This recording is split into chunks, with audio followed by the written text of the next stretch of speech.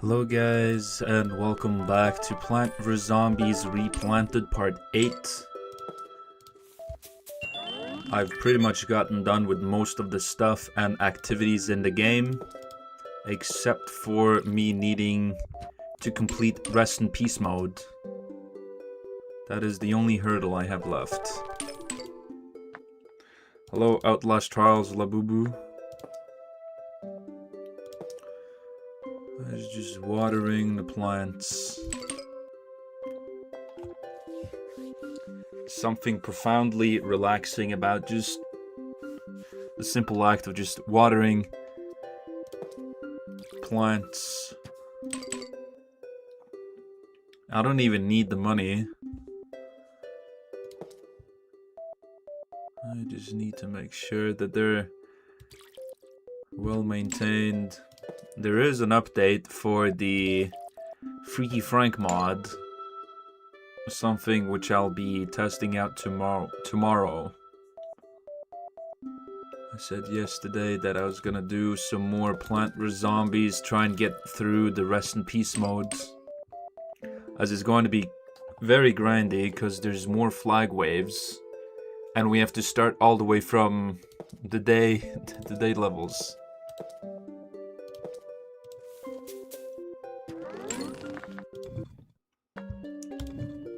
So we will start on day 2. Rest in Peace mode is permadeath. If I die, that's it. It's over. It is completely over, and I also gotta complete it. I gotta complete it without losing a single lawnmower. Complete all levels in Rest in Peace without losing a single lawnmower. Complete all levels in Rest in Peace run. And then just collecting all the plants, which will be very grindy.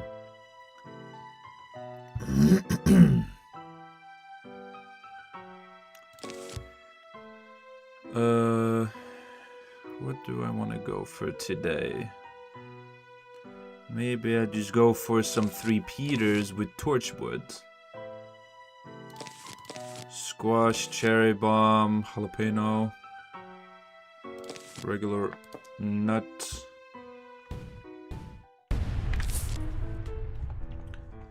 Be saving these lighter lanes here for the 3 Peters. Hello Yaksha.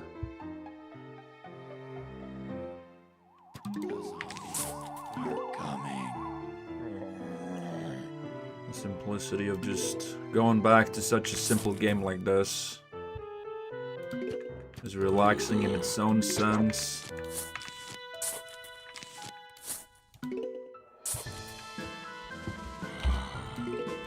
Some water.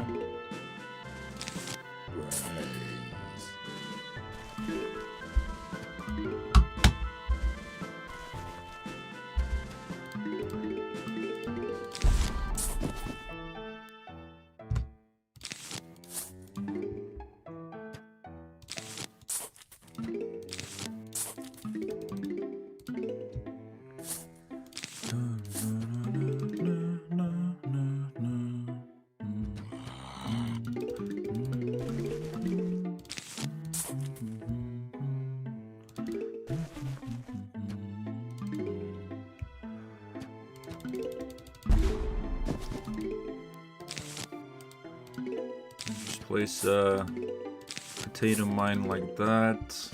Start placing the 3 Peter.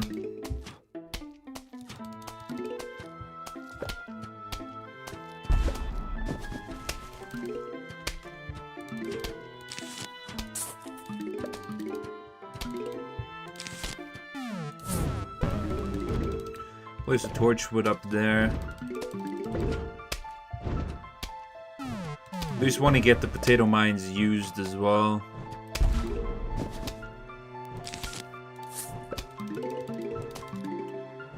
Potato mines used. What's this now?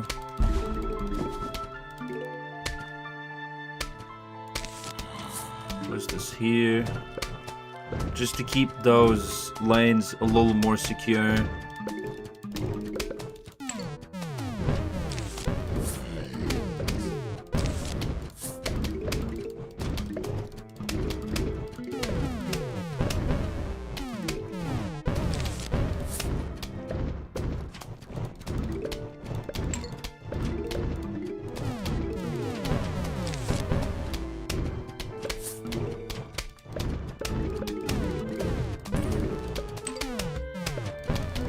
My mic is on. I just have to make sure.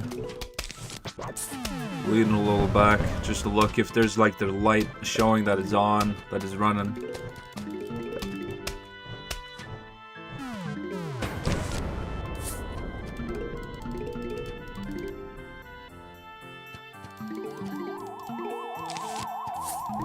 There we go. I'm not so concerned about the middle lane because it's 4 Ps going in that lane.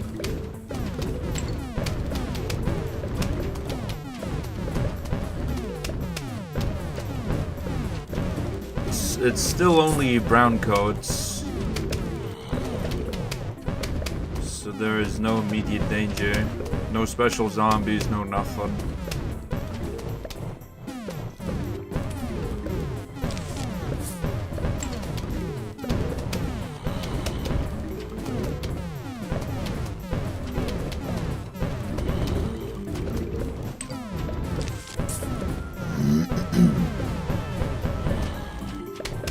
Zombies can barely even get onto the lawn before they get shot down.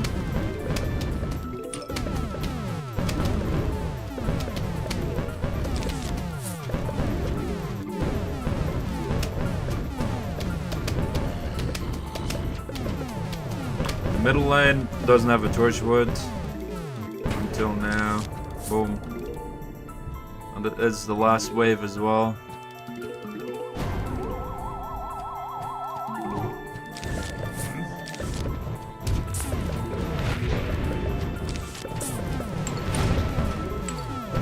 Boom. Right, we had the guitar. Now we got some cone heads. Buy a rake as well, because why not?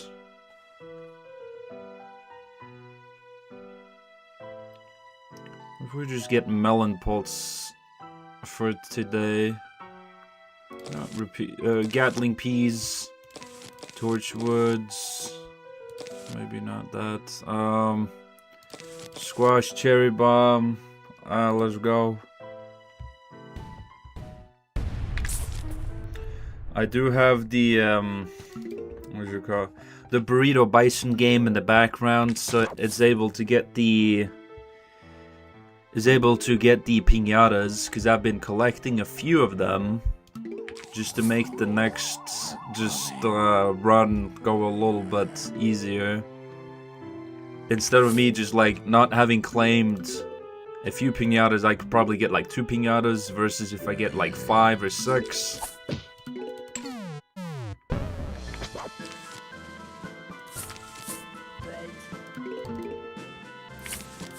I want a double lane of sunflowers.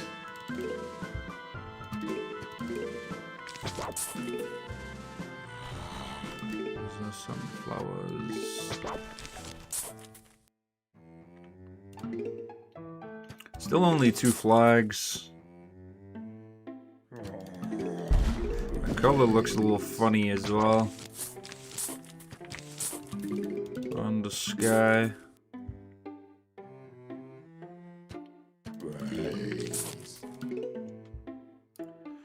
But tomorrow is gonna be interesting to try out the Freaky Frank update for the Freaky Frank mod. Repeater. Gatling P. Just gotta get the Gatling Ps as fast as I can, because they're always going to be on a cooldown.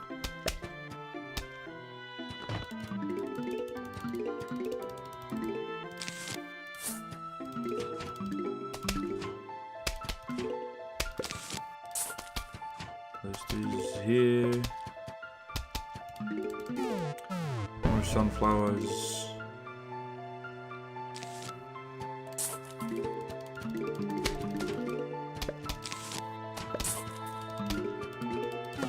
Place them far up as well. They act as a little bit more defense, because they gotta chew down the flower first.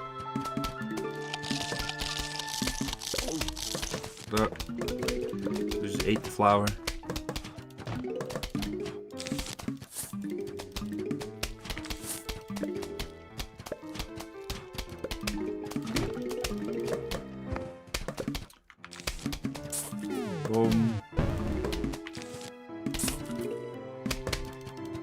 If you want to get a lot of sun, you just keep planting sunflowers. This lane needs a repeater.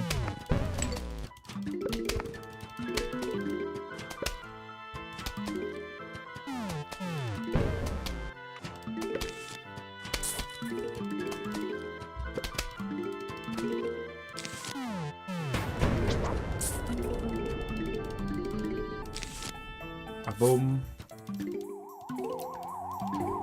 Get some torch woods down as well.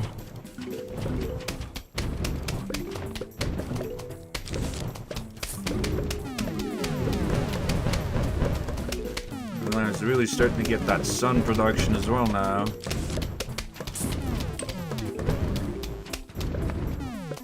I think I'd probably want to prioritize having the torch woods over having more pea shooters. Because, like, get more base damage or get a multiplier for the damage. I get the multiplier and then I get the other base damage.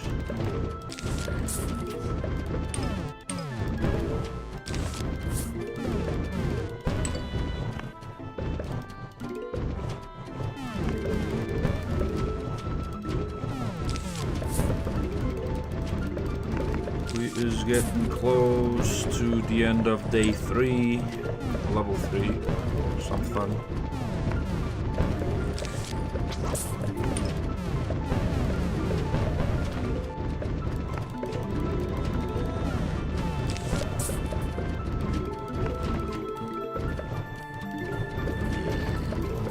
It's funny going for all the achievements on this game. Boom. Full lanes.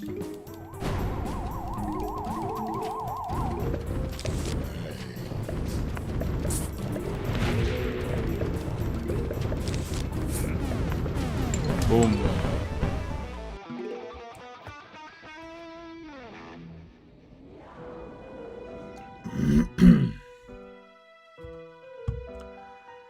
Okay, now I just keep going with like the basic setup. It's just cone heads and normal round codes. It's nothing special about this. What is that icon right there? No dogs? I think that's no dogs. No dogs allowed. Let's do some melon pulse.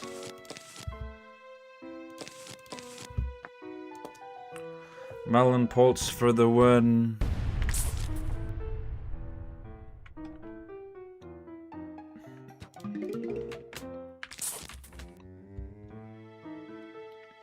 Dun, dun, dun, dun, dun, dun, dun.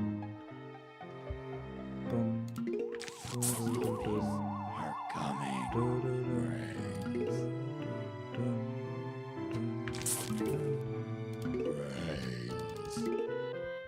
I was also going to try and get the crowd control. There's like an integration, though I did not already have one for the Outlast Trials. I'd have to be making a custom one for it. And as a bozo when it comes to the technical stuff, so it might take a bit for me to get it all worked on. The way it will work is essentially the channel points that's already free to earn and free to receive on Twitch. You can spend that on different types of effects, noises, and or there's a lot of different options.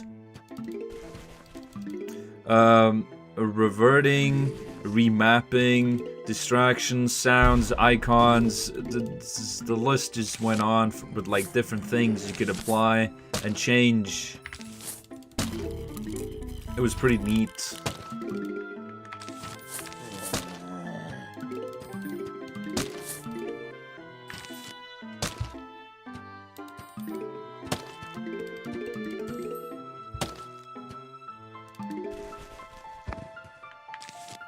Get another sunflower right there.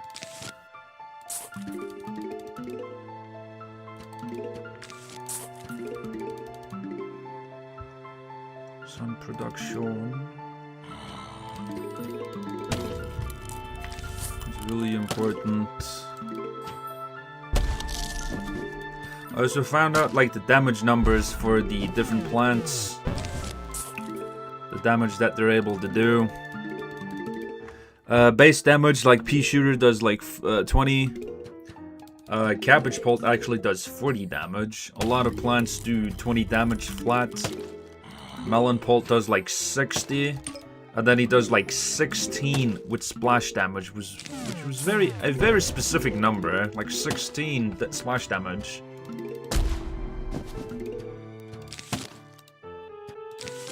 Squash. Whoosh.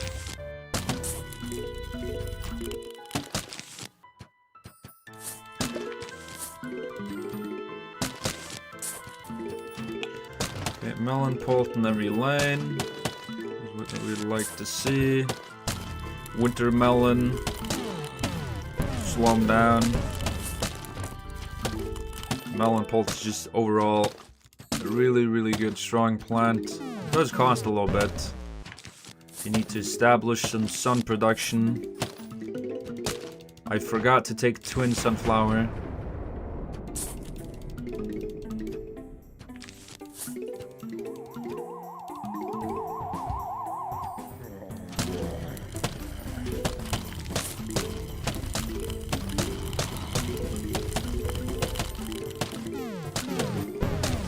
It doesn't really matter because I got lots of sunflowers I can just plant.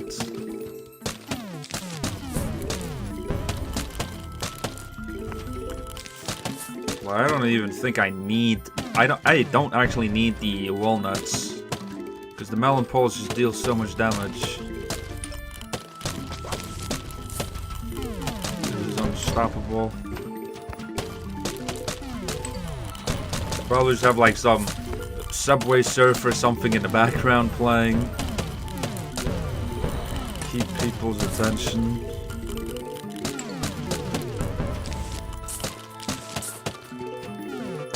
My little sister's actually back as well, so I wonder if I should try and show her the Freaky Frank mod. Get her live reaction on it.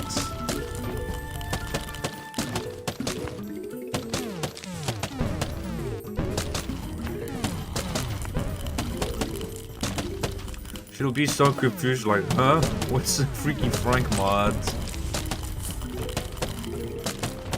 Just give her the rein to start exploring the Freaky Frank mod.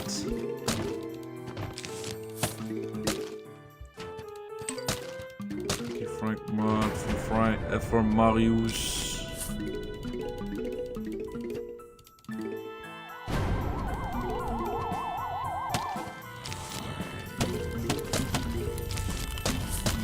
Boom. Cherry bomb.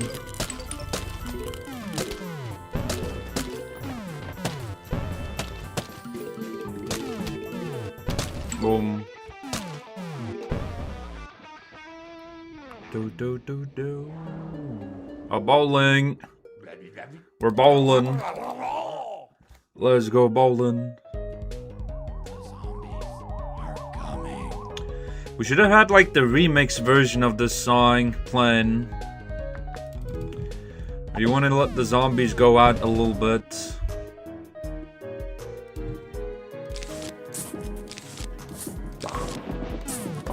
Because he's saving up on nuts.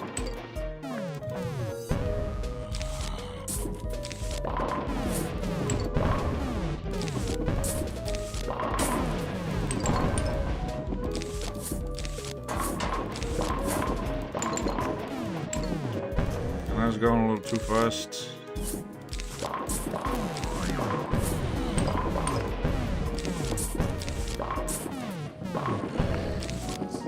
Skadoosh! Boom! There's a lot of zombies I gotta take care of here. At least I got explosives.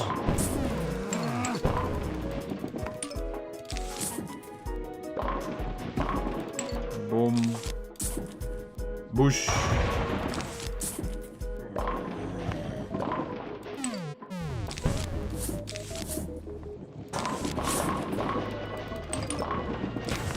Huge wave of zombies is approaching. Oh no.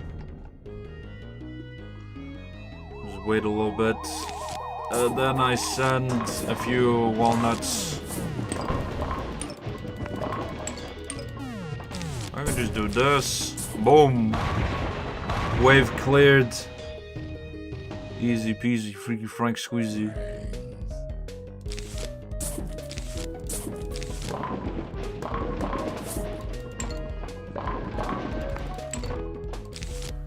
Like this, boom. Clear this, go like that, a boom.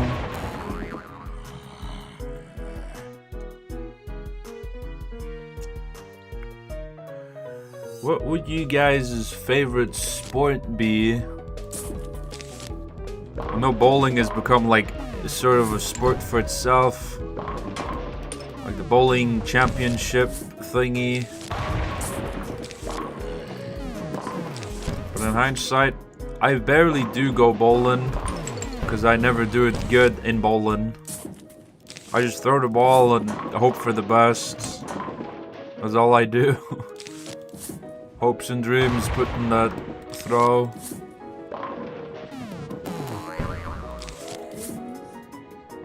Oh. That was a juicy one.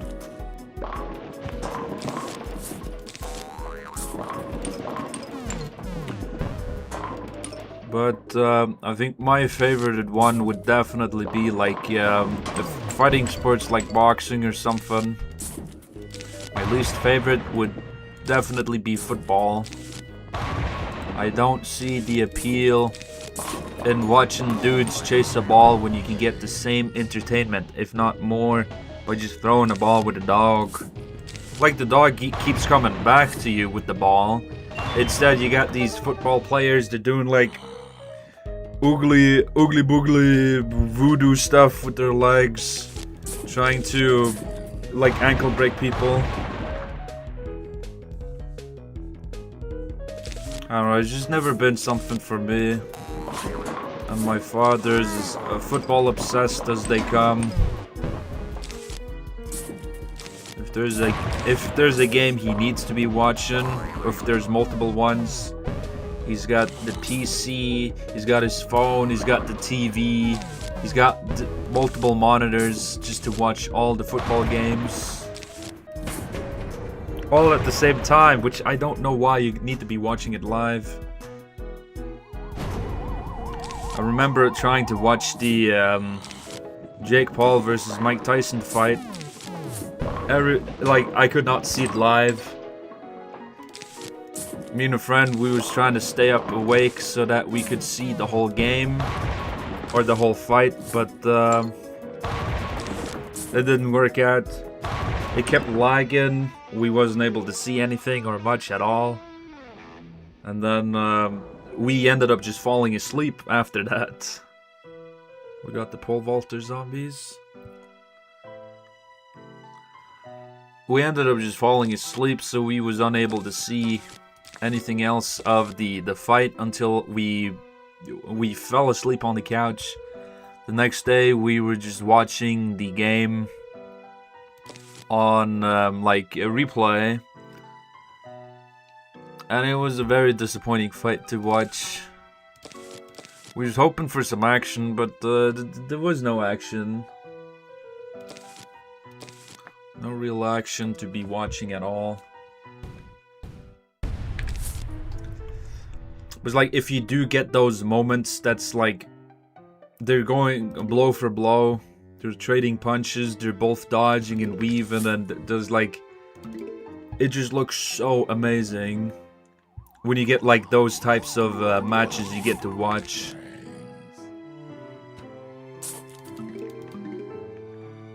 I don't know why. It's so satisfying to watch, but it just is.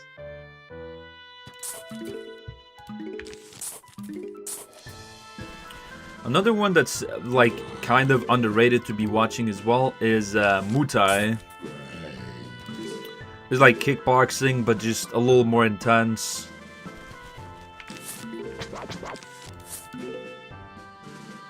Just a little bit more intense to be watching.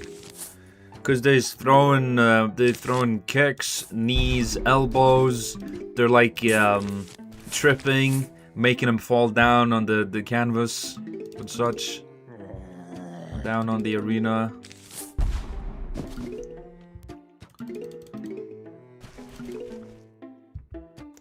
Hello, Ms. Chief Maker. She's always up to some mischief, isn't she?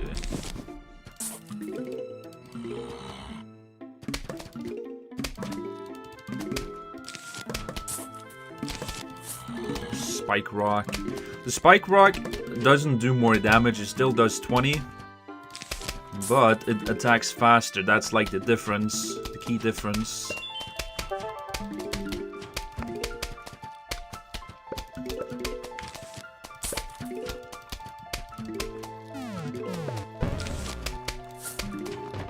Squash right there. Whoosh. Squash is such a good single counter for a lot.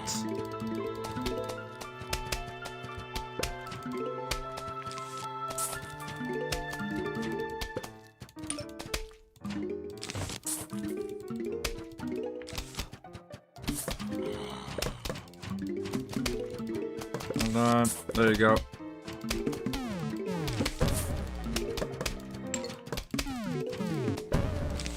Should be secure now, ish, in his own way. We'll see. Torchwoods. Start getting some torchwoods placed down. We're not even on the first flag wave. We're about to be on the first flag wave.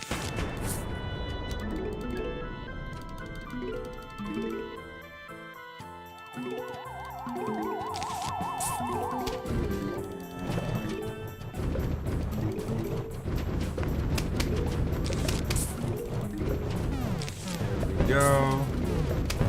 Try placing down some Spike Rock. I think if you're gonna have Spike Rock, it's more or less you gotta try and build around it.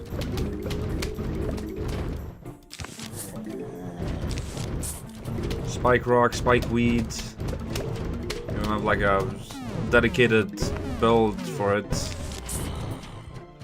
They're like good for like that little extra damage. But if you got like Gargantuars, you're just gonna be clearing them out unless there's Spike Rocks. And that you need the extra time for like Kernel Pulse, the Cop Cannons and stuff like that. For your stuff to be dealing that damage that it needs to be dealing.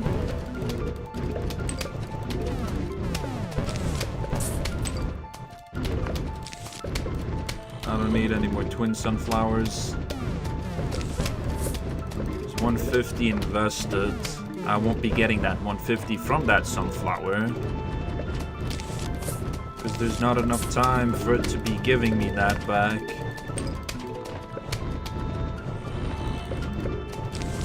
At least I got like a double row of spikeweed, spike rock. Getting double lane of repeaters.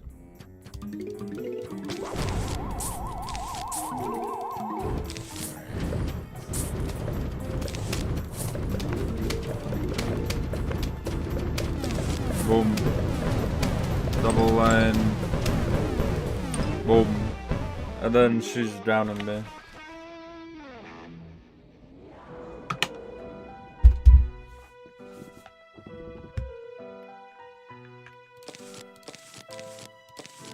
Let me buy the rake again. For no other reason, just to have it.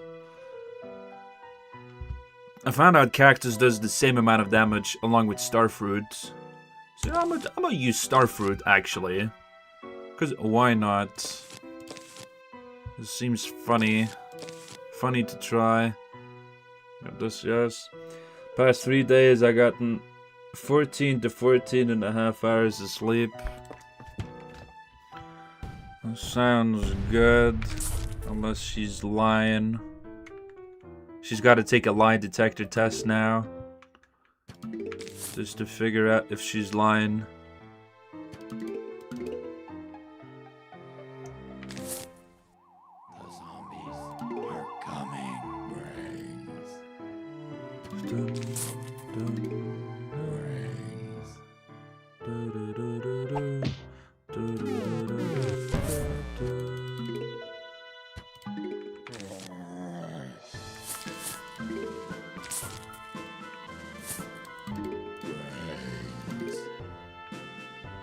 I should be at 24 hours of sleep. You mean like dead?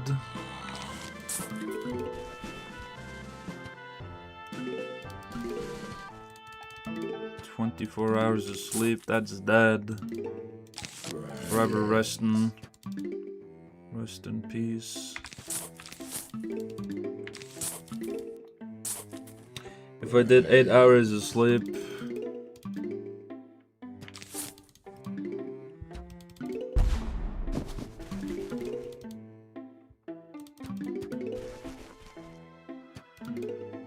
There's no better point to just start right now with the starfruits. Just start off small. And then you just get like 1,000,000 of them and there's stars going all over the place. Like now, look at that. Whoosh. They got such weird projectiles. But once you get a lot of them, the whole screen's covered in stars. They're pretty cheap as well. Pretty cheap. They're 125, 25 sun more than a regular pea shooter. But they shoot in multiple lanes.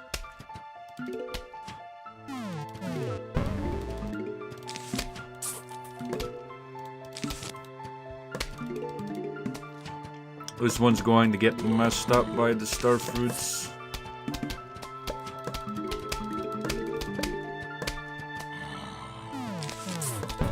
Especially when he goes down here. Because I think the closer he gets, the more starfruits are able to hit him.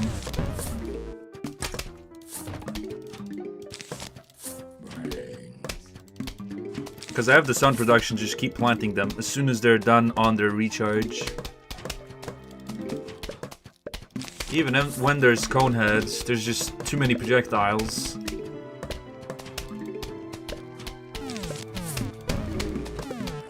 If I did math right, 8 times 3. 8, 10, 11, 12, 13, 14, 15, 16, 17, 18, 22, 23, 24. Yes, the math is mathin'.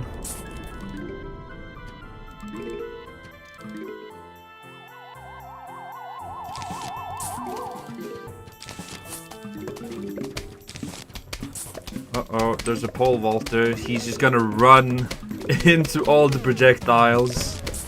It's like that one question. If you run in the rain, will you be receiving more or less rain because you're closing the distance faster? If it's a short distance, you well, regardless, you might receive more or you might actually receive less. Because when you're running, you're able to pick up more of the rain with your faster movement compared to if you were moving slower. It also depends on how much it's raining as well. If there's lots of rain, it doesn't really matter. If you're running or walking, you're still getting as wet. If it's a little lighter rain, walking slower could actually help you get a little less rain on you.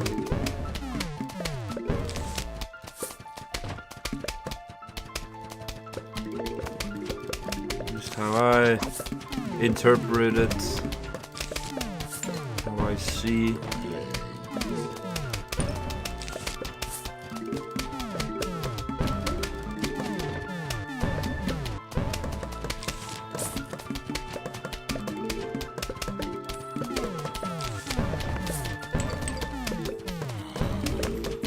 Despite not having a single torchwood or pea shooter, they're dying so fast to all the star fruits.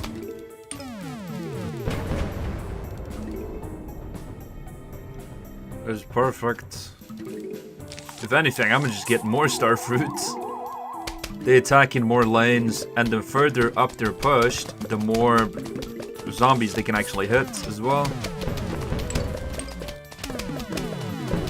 And if I do have the double lane of spikeweed and or spike rock, I am able to get more damage. More damage in less space. Like, oh, look at the pole vaulter, he's just gone. Even if he would have been able to vault over the star fruits, still too many projectiles.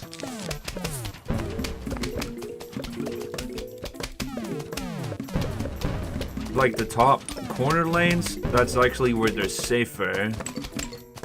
The middle is bullet hell for any and all zombies. Ooh. Plant for my Zen garden.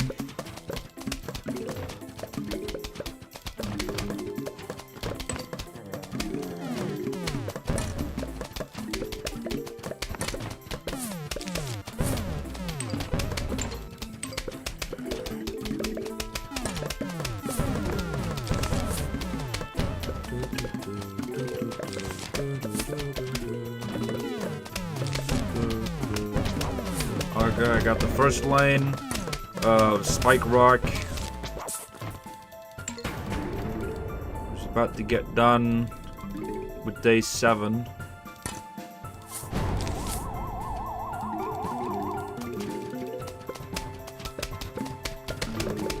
God damn.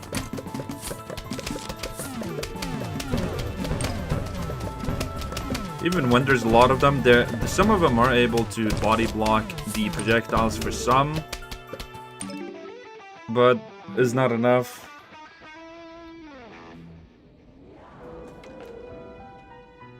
Frank's house. Sunflower, potato mines.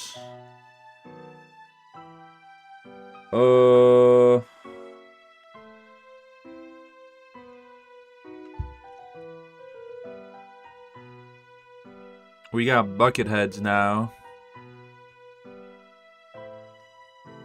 It's like I do want to do like some different plants every now and then as well. We just do cabbage pults. Why not? They do 40 damage, but they fire slower. But if I have higher numbers of them, that number should add up to be doing more damage. If I just have a lot of them, like 3 lanes.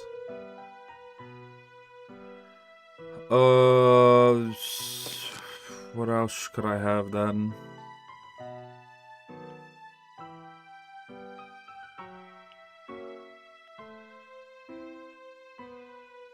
I don't know. Twin sunflower. I have twin sunflower right next to it, because I can't be like going back and forth zigzagging nilly dilly.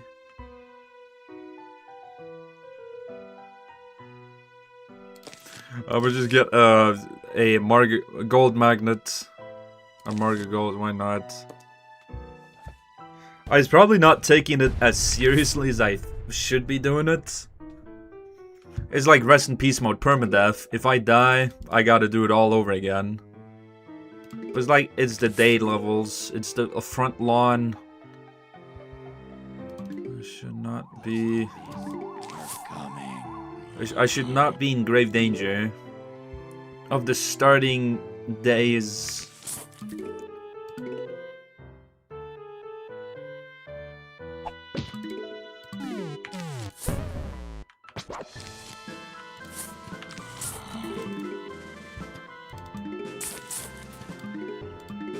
Why even take Margo Gold? I don't even need cash.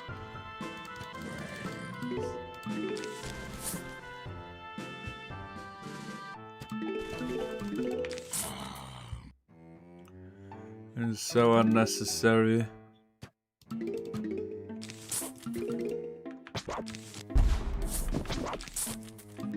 Boom bop.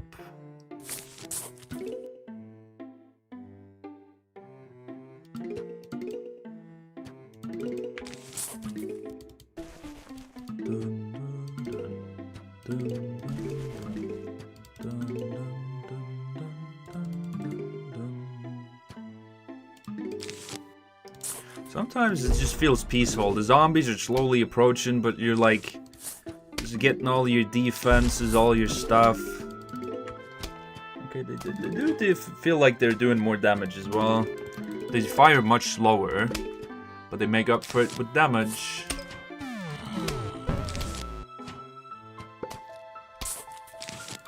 Plus you right there. And because they're so cheap as well, I probably don't even need to be taking that many more lanes of sunflowers.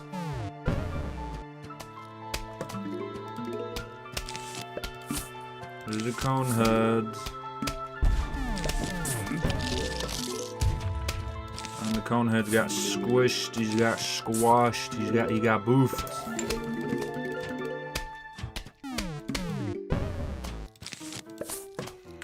When I was doing like the infinite survival day, I had to have the golden magnet just to clear out all the coins because they were actually preventing me from placing my stuff down.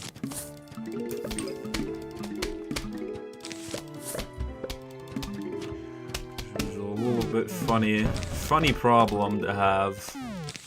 Like I was getting too much money that I actually have to have plants dedicated just to remove the coins. So I can actually place my stuff down effectively.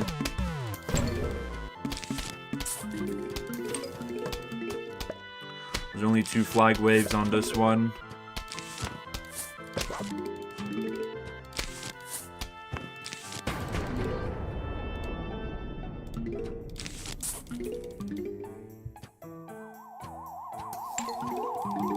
Get another magnet shroom. There you go. Perfect. Why did that one look different, bro? Why are you on Plant vs Zombies 2, look? It's so off-putting every time I see it. I never get used to it.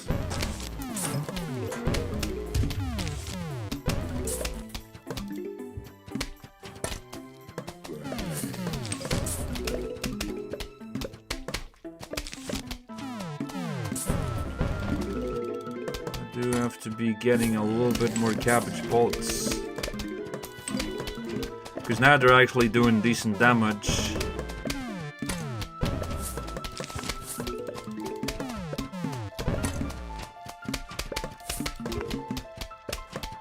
Though I need a lot more of them to be nearly as effective. Strength in numbers.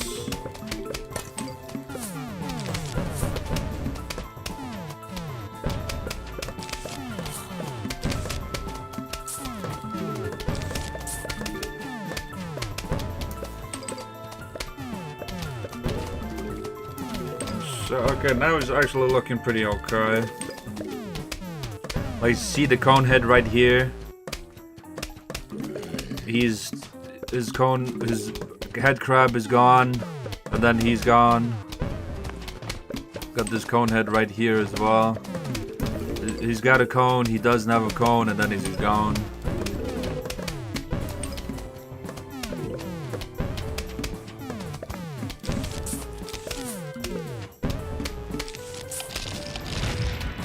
Boom. I don't like this looking different. It'd be like everyone else. It was sticking out a little too much for my liking. Even if they eat some of the flowers or some of the more magnet gold thingies in the front here, I still have a lot more cabbage pulse. Quick responses if they'd be getting too far as well, but that should not be a concern. Boom.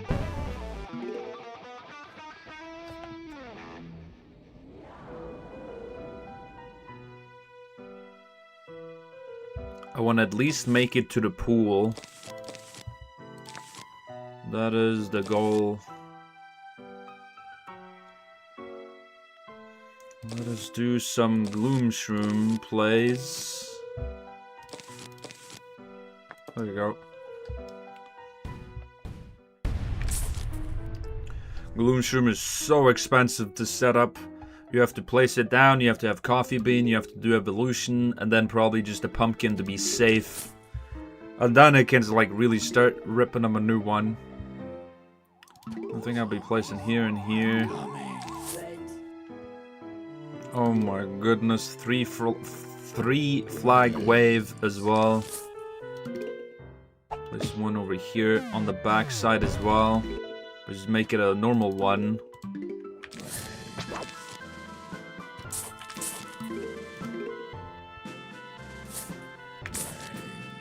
Back line is just going to be a lot of sunflowers to help me indulge in these bad sun investments.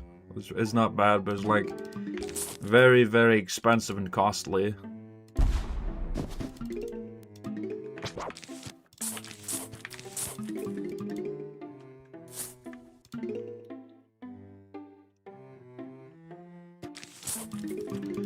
Why or how I got the habit of just always having the imitator plant always be the second potato mine. And potato mine's really solid early game. That's probably why I always insist on having two of them. Like, when this zombie goes, I still got like 2 lanes covered with at least 1 potato mine. Here, here, here, here. Boom. Very, very expensive, but very, very worth it.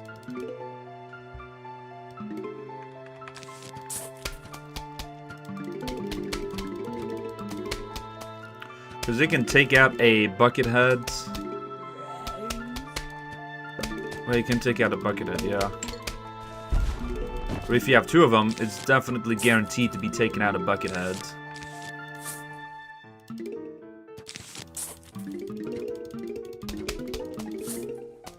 Just gotta make sure I'm collecting all the sun.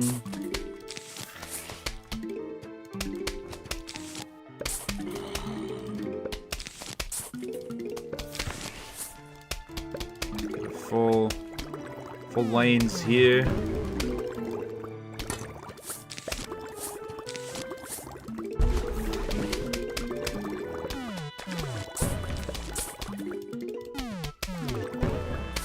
We got pumpkins on them. Uh-oh. He just jumped straight into the death trap. I was expecting him to be dying fast, but no, he wasn't. Oh, he was holding his own.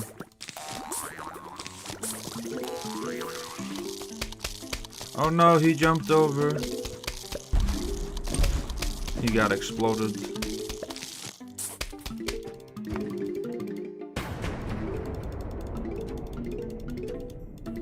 I should have placed it up here, but not in the bottom lane.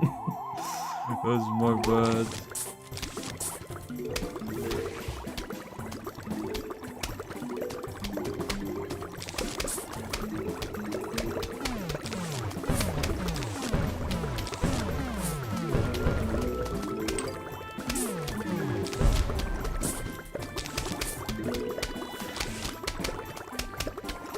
Place it right here. Boom, boom, boom. Now we're good.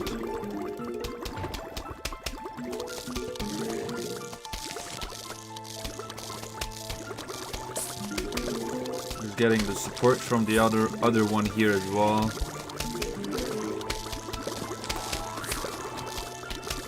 The bubble squad. Edible mushroom squad.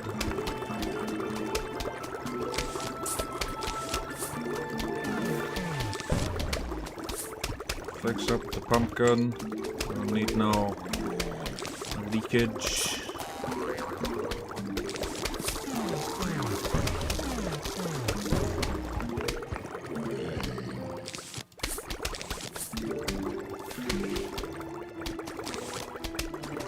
Place this here in the middle as well.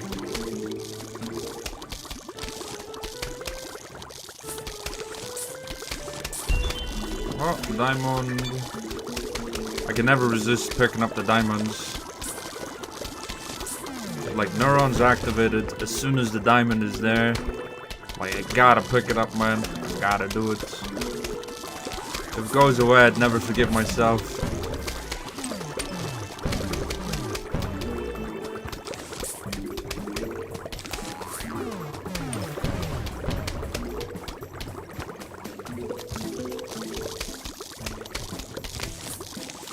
I've also seen a decent bit of gameplay of the Plant vs Zombies hero game, but I can never watch it on normal speed. I have to have it like 50% faster speed, otherwise it's way too slow to be watching. Never bring myself to watch it then. It's way too slow for me.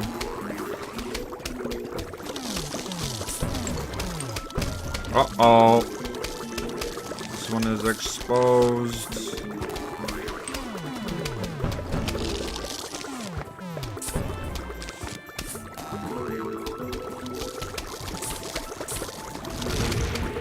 Can't be having none of that.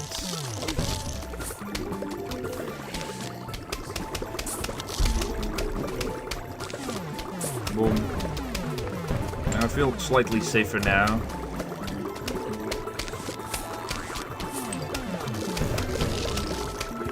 I may or may not have a little bit too much sun. Ah, it's fine.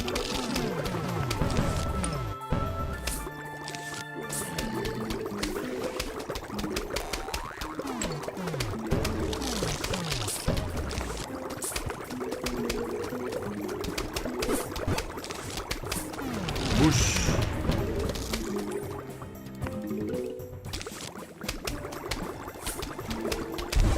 There we go. Full front lawn, full of bloom shrooms.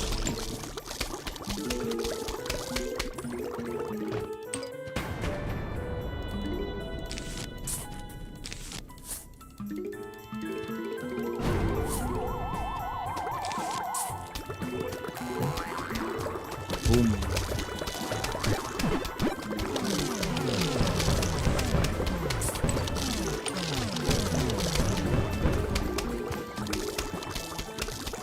Guy's over. Boom. Marius is here to drown me.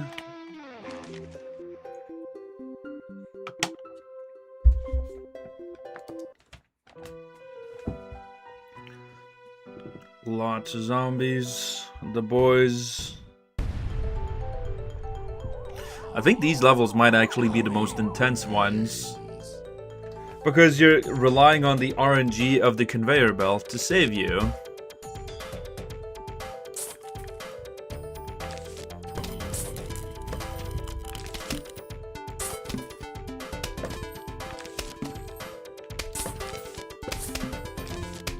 Dun, dun, dun, dun. Dun, dun, dun, dun.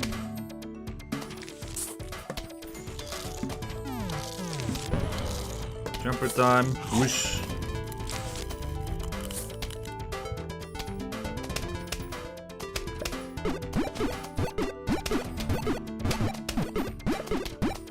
Lots of cherry bombs.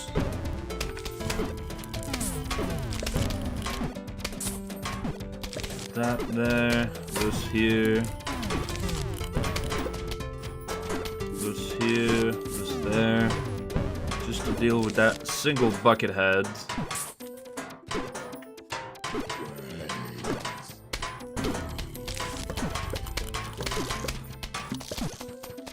Cone head's gonna go into that, and then I can place down new thingy.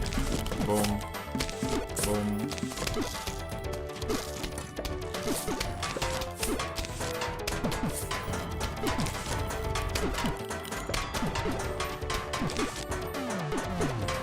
It is chillin'.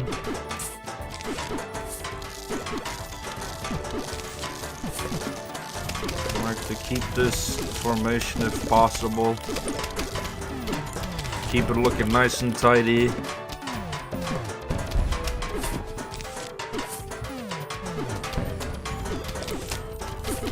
If they jump over the walnut, they get eaten. Like so. Whoosh. Chomper does like, yeah, almost 3 million damage when he bites. But if it's like against something he can't eat, he does like 40 damage per chomp.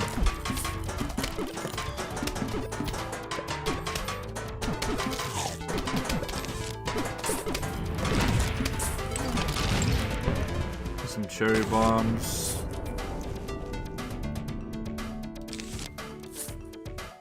We got way too many walnuts. Now if they jump over this, they still get eaten by the chomper.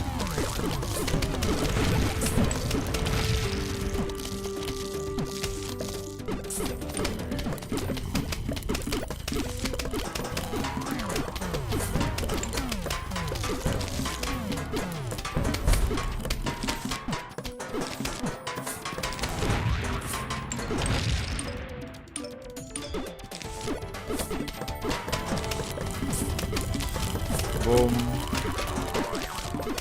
We is doing good.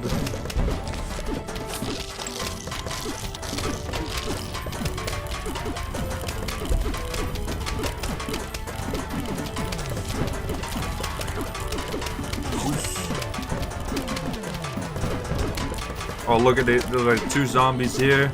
Boom. Blown up.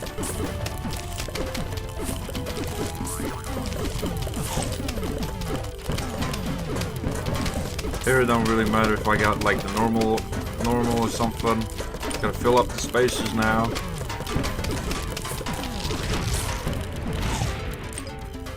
Little boosts in the progress bar. If at least 50% of the zombies have been taken care of, you're able to move on to like the little next wave of zombies approaching. Boom.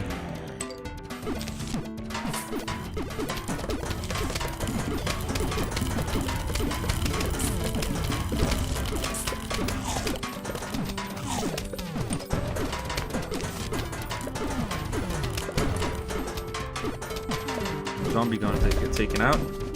Yes, he does.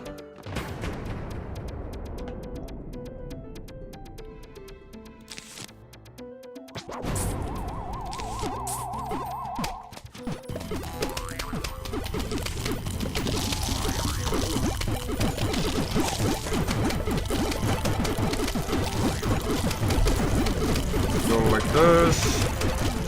We get rid of you, and then we go like this, and then the day levels are over. Now we go to nighttime. Oh, the night is even more spooky. Here I always do the puff shroom double. Skater shroom.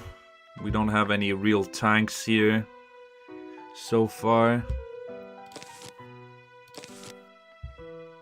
Nighttime might actually be the scariest one, because I don't get any sun from the sky. And then the pool fog will be even scarier.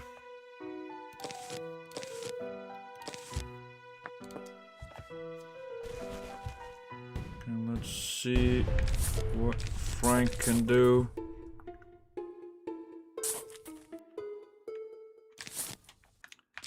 At least I have the Puff Shroom army.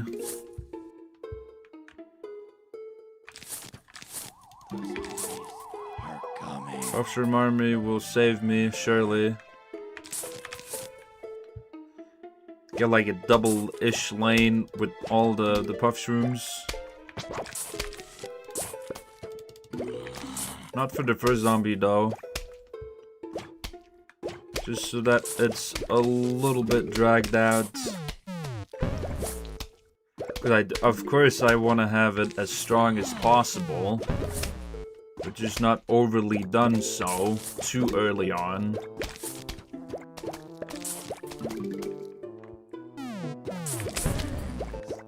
I'm pretty sure you can complete most of the night levels, if not all of them, just using Puff Shroom. Because they're free. You literally don't need any other plant. Because they hard carry.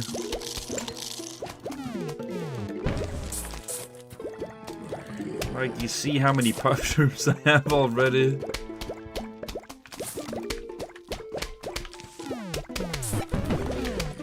Start removing some graves.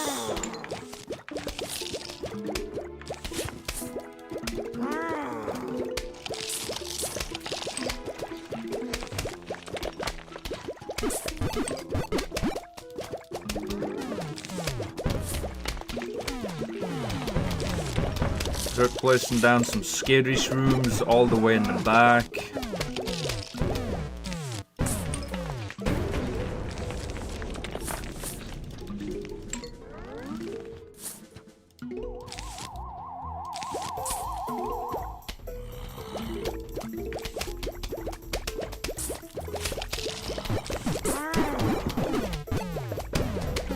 Even if they do eat some of the shrooms, I can just replant them very easily, very fast. Like, the Puff Shrooms are just gonna keep them away. The Skater Shrooms will keep doing damage to them, regardless of their distance. And slowly, I start removing more of these to be replacing them. Until inevitably, I place down Fume Shroom, Bloom Shroom, Pumpkin. Boom, that should be covered now. Like, very strongly. These 3 lanes here. Because there's no real threat.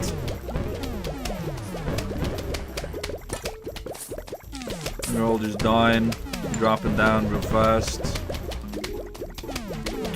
Combined force of these Skater Shrooms, the Puff Shrooms. They don't have any armor on them, so they just die. Easy peasy.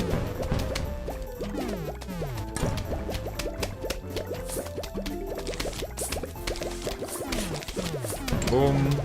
Okay, now I should be super safe. Super duper safe. Final wave.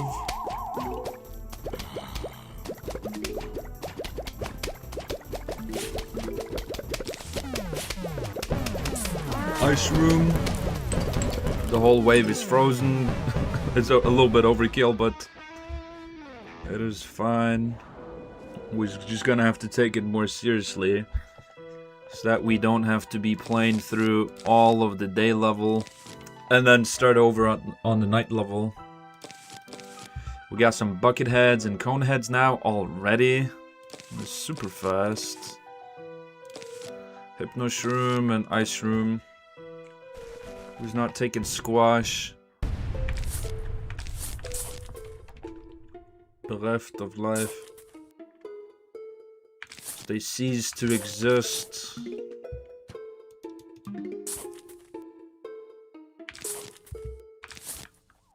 zombies are coming.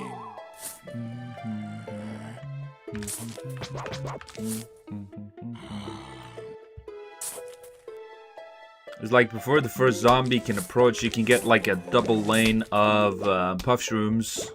Oh, we got 3 waves, bro. God damn.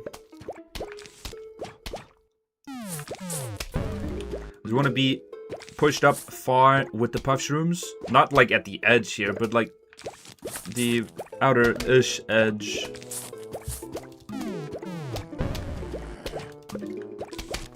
That will be perfect.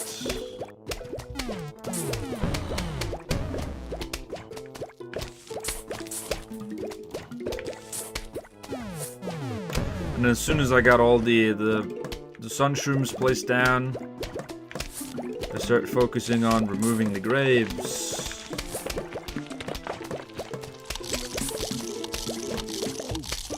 Something which seems a little more disturbing after the recent events. I'll just have to deal with it.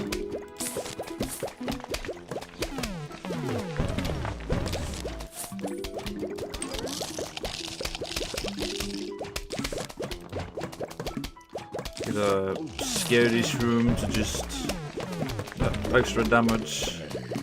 The puff shrooms, they also deal like 20 damage. Same amount of damage as a pea shooter.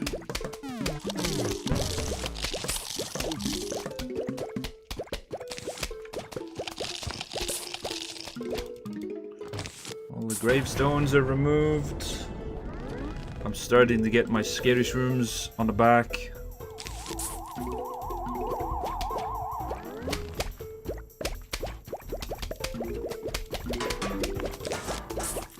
Buckethead, Hocus Pocus, is now gay.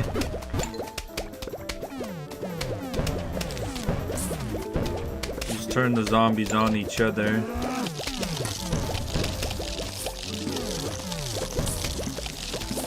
They are eating each other in the bush. Hey, yo!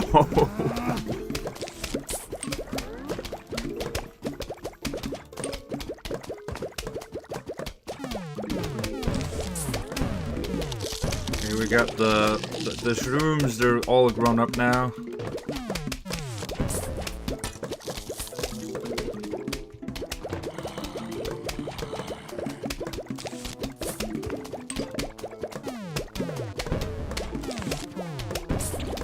Hocus Pocus, you turn around and lose your focus.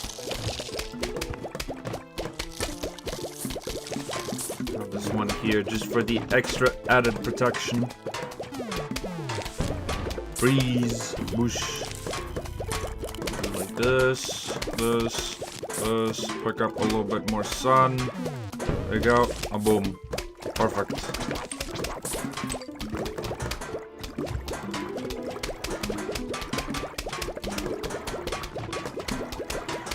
You guys like mushrooms as like a food to eat? Because I don't mind it having it on, I don't mind having it on pizza. But then comes the real question, like, what other mushrooms would you be having? Like mushrooms as in, what other dishes besides pizza? I remember I had, like, the mushroom that was, like, so amazing. It was, like, mind-blowing how amazing it was. It was some pork with sweet and sour. I can't remember where I had this. Oh, diamond. I cannot remember where I had this, but it was like the most amazing experience I've ever had.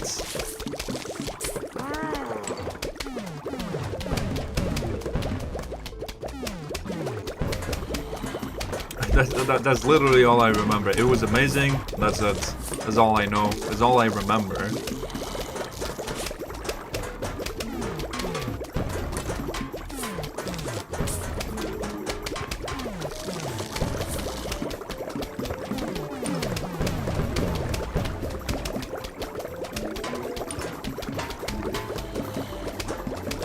Freeze. Whoosh.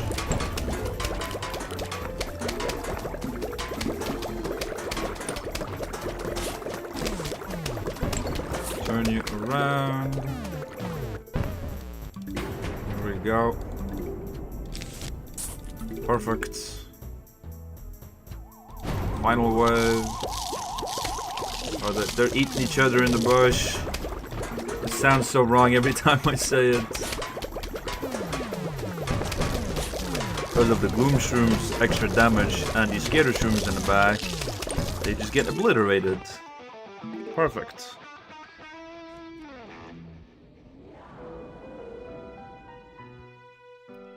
Screen door zombies. I need the puff shrooms.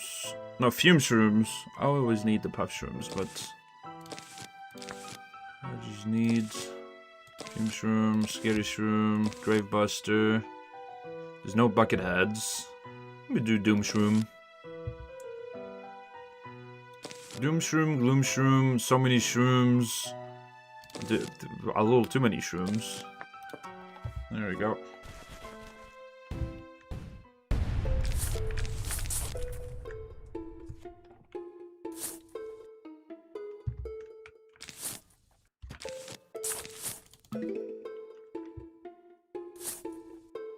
I was really trying to remember where was it that I had that experience. If anything, it might have just been like a noodle cup or something I had. The best noodle cup of my life. But even then, I'm like unsure because like there's no way a noodle cup could have been that amazing. Was it already a conehead, bro? God damn.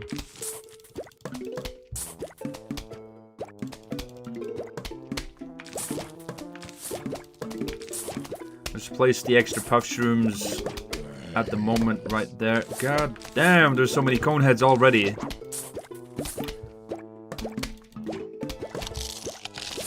It's a good thing I had Imitator, so I could have twice as many puff shrooms. Because I really needed it.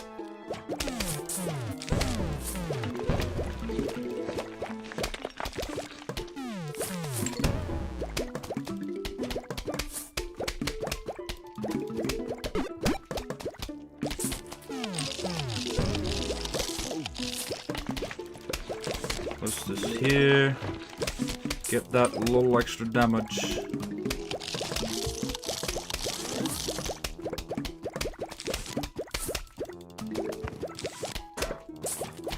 And there's the screen door zombie. Go away. There's another screen door zombie. God damn. We're probably just gonna have to take this one out. No bamboozling them. We got the firepower, I think. Early game firepower.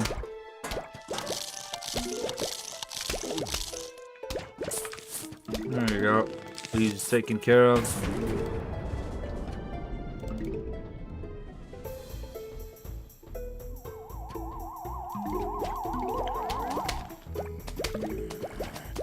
There's no screen door zombies. Perfect. If it's just these regular zombies, then I should be good. Until that arrives. Turn him around.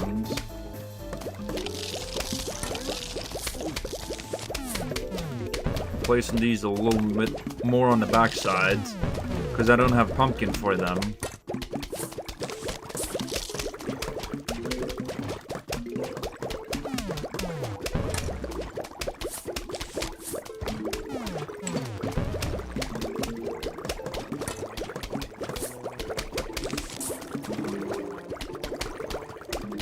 At least I got the bubbles now. Bubbles to be doing damage. DPS.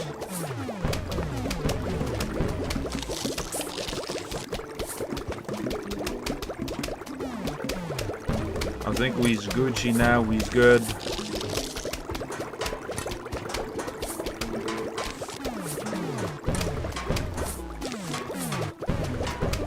In the middle lane here. Oof, perfect. Double gloom shroom. And he gone. deleted. You just delete us. Even if they get it up to the puff shrooms, there's zero sun. I lose nothing. Nothing but the free recharge that was already on it.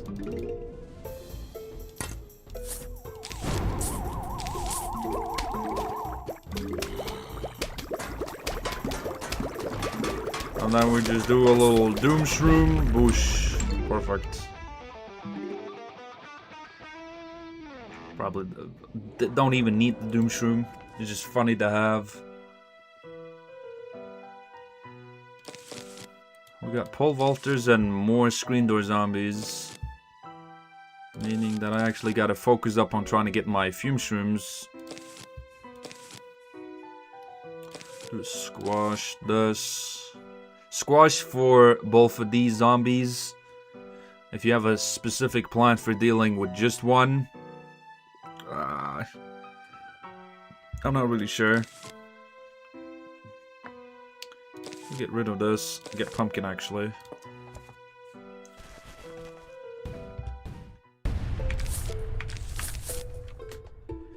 Defensive line, shrooms.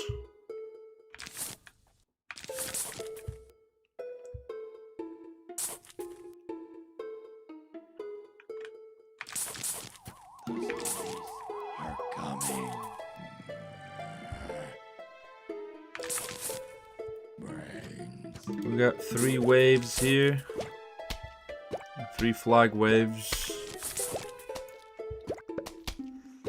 I should have been doing these nighttime levels when it was nighttime. Would have been so much more fitting.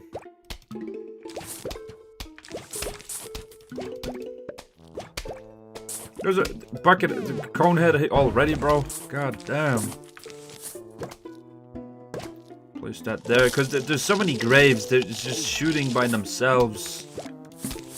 They aren't able to help each other until he's pushed up far in already.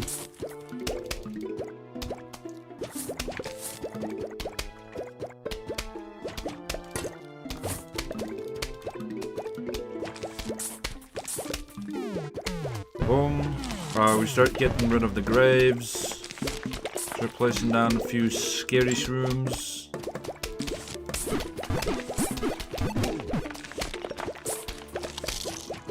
Ah, that's a sun shroom. Bruh. He's staying there to pay back the sun that he cost. Uh-oh. This ain't good. Scary shroom, help.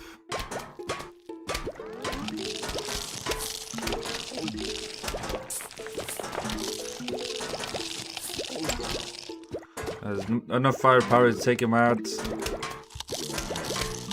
Especially the bottom one.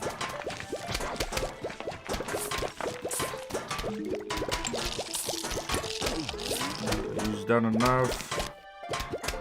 Let's see here.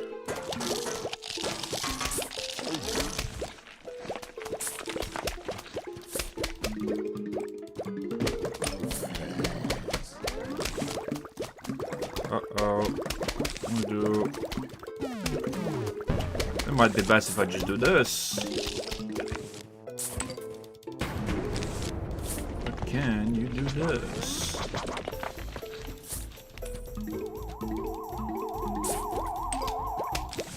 Boom. Okay, he's super safe now. The bottom area and the middle is... Ow, bit my tongue. The bottom area should be safe. Fish. Scary shrooms to provide more firepower.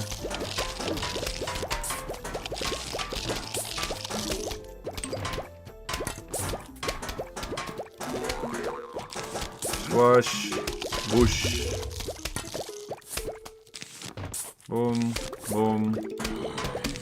Boom shrooms for the win. Get the scary shrooms on the lanes where they actually are to help defend them better. Gonna head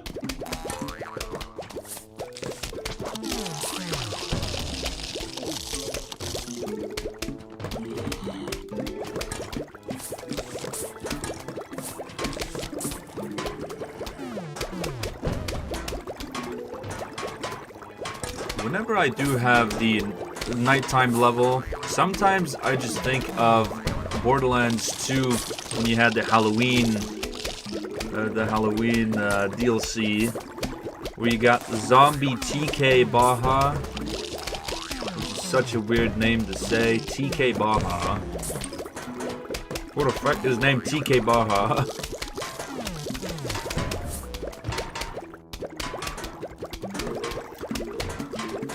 But anyways, that DLC's, I like that Headhunter DLC a pretty decent bit. The Halloween and everything of it. And then you got like the Halloween candy you can eat. You get insane movement speed. You got insane ammo regeneration, health regeneration. I really like that DLC overall.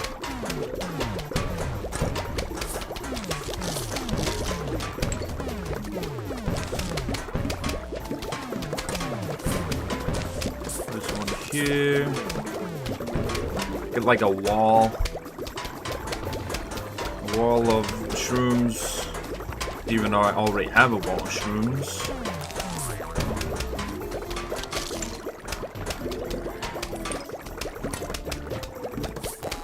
Yeah, I'll just get more fume shrooms. Like them drown in the fumes by the shrooms, yo.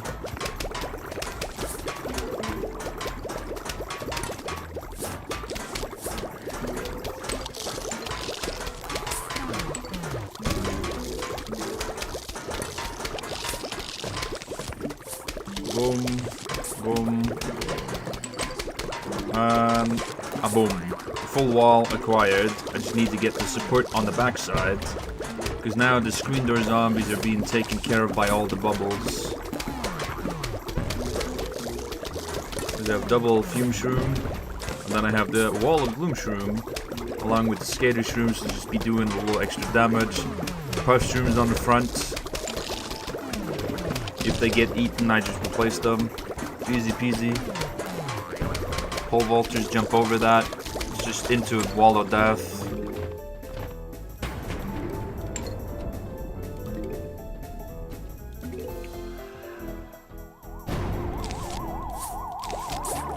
I remember having seen the one game called Mad Max. When it was like first released, I saw a lot of people playing it.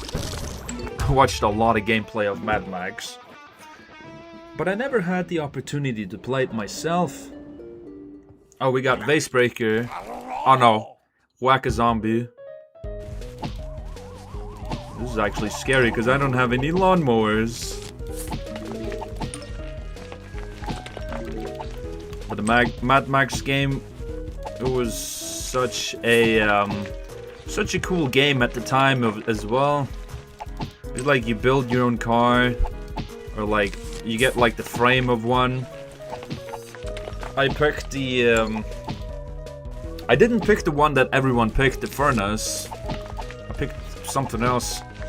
The one, it looked like a Hot Wheels car, essentially.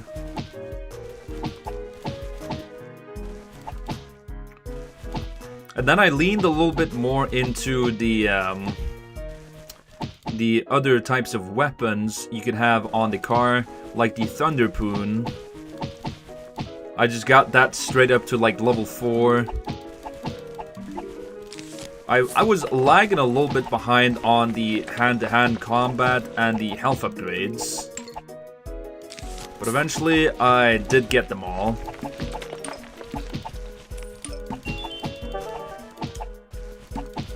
So that was like the only thing I lagged behind was on the fighting, but I'd played that one Assassin's Creed 3 game. I never completed it because I never knew what I was supposed to do. I just ran around killing people, looting, collecting stuff, hunting, selling, buying guns, maybe some of the ship missions. Very satisfying. My little sister was overwhelmed by this minigame. She wasn't fast enough by clicking. She's got overstimulated.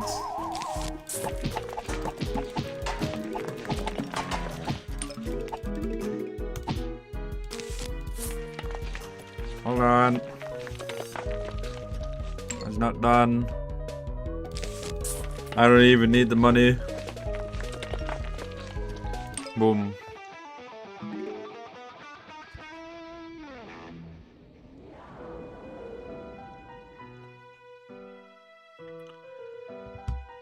Okay, now. Hello, Bigvid. I didn't see you there. I was locked in with the Plant vs. Zombies. We get Puff Shroom. We do have the All-Star Zombie. No Screen Door Zombies. I'll have Hypno Shroom for that.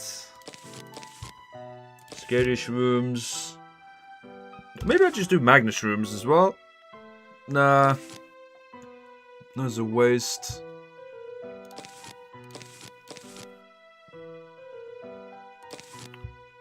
Perfect, we go like this.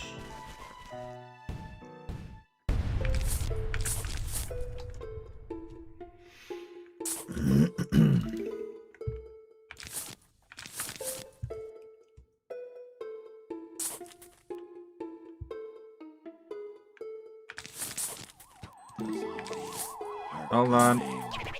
Watch is beeping now. Stop beeping. Cannot have that in the background beeping. I can be like the most oblivious person. I can be very sharp and precise. When that watch goes off in the background, I can hear it beeping with all its might. Being so annoying. Here I am trying to plant and survive, and then I have a watch beeping in the background. My biggest fear, you're having like an amazing situation, amazing experience, and then you hear beeping. Don't let it be a dream, please. Don't let this be a dream. But here in this case, like, I do hope this is a dream. Would not hope this is real. Not a zombie apocalypse. I don't think a zombie apocalypse would ever be like possible with how many zombie games are out. Because people would just be like, yeah, I know, I've been through this like so many times. The Last of Us, Left 4 Dead, Dying Light, No More Room in Hell, and the Killing Floor. The list goes on and on with zombie games, even as I'm playing this one. Too many zombie games have prepared us for the possibility of zombies. Corpses coming back to life. But I do like the concept of The Last of Us, which takes it into like a realistic perspective. Like, okay, if there was a zombie apocalypse, this is how it'd be happening because of the climate change with the zombie virus that already exists. Like the fungus, the shrooms, the mushrooms are the thing that's like taking them over, which is the spores. Spores from the shrooms.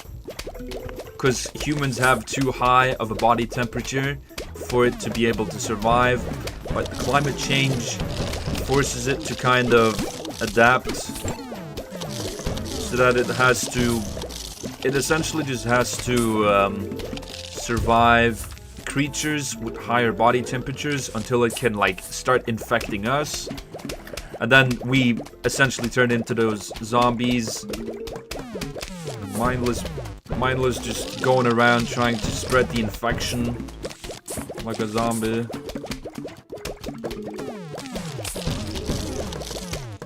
But then after a few years of having been infected, you become a stalker, and then you become a clicker, and then after like a century, you become a bloater. Or you can even become a shambler. The possibilities are scary for how the zombies might be able to develop. And then you had the Rat King, which was basically ground zero. I was the most scary special type of infected in the whole Last of Us. Like, you've never encountered something like that, not even in the previous game. You had humans, you had zombies, you had like the few clickers, the bloaters, maybe the stalkers, that's it. But then that zombie approach, and like, holy, the whole sequence was so scary, so frightening.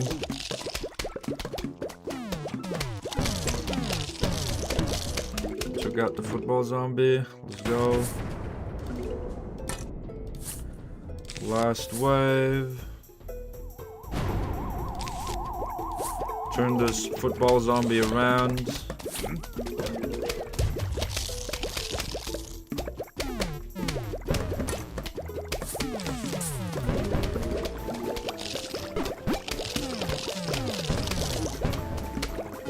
Take him out. Boom.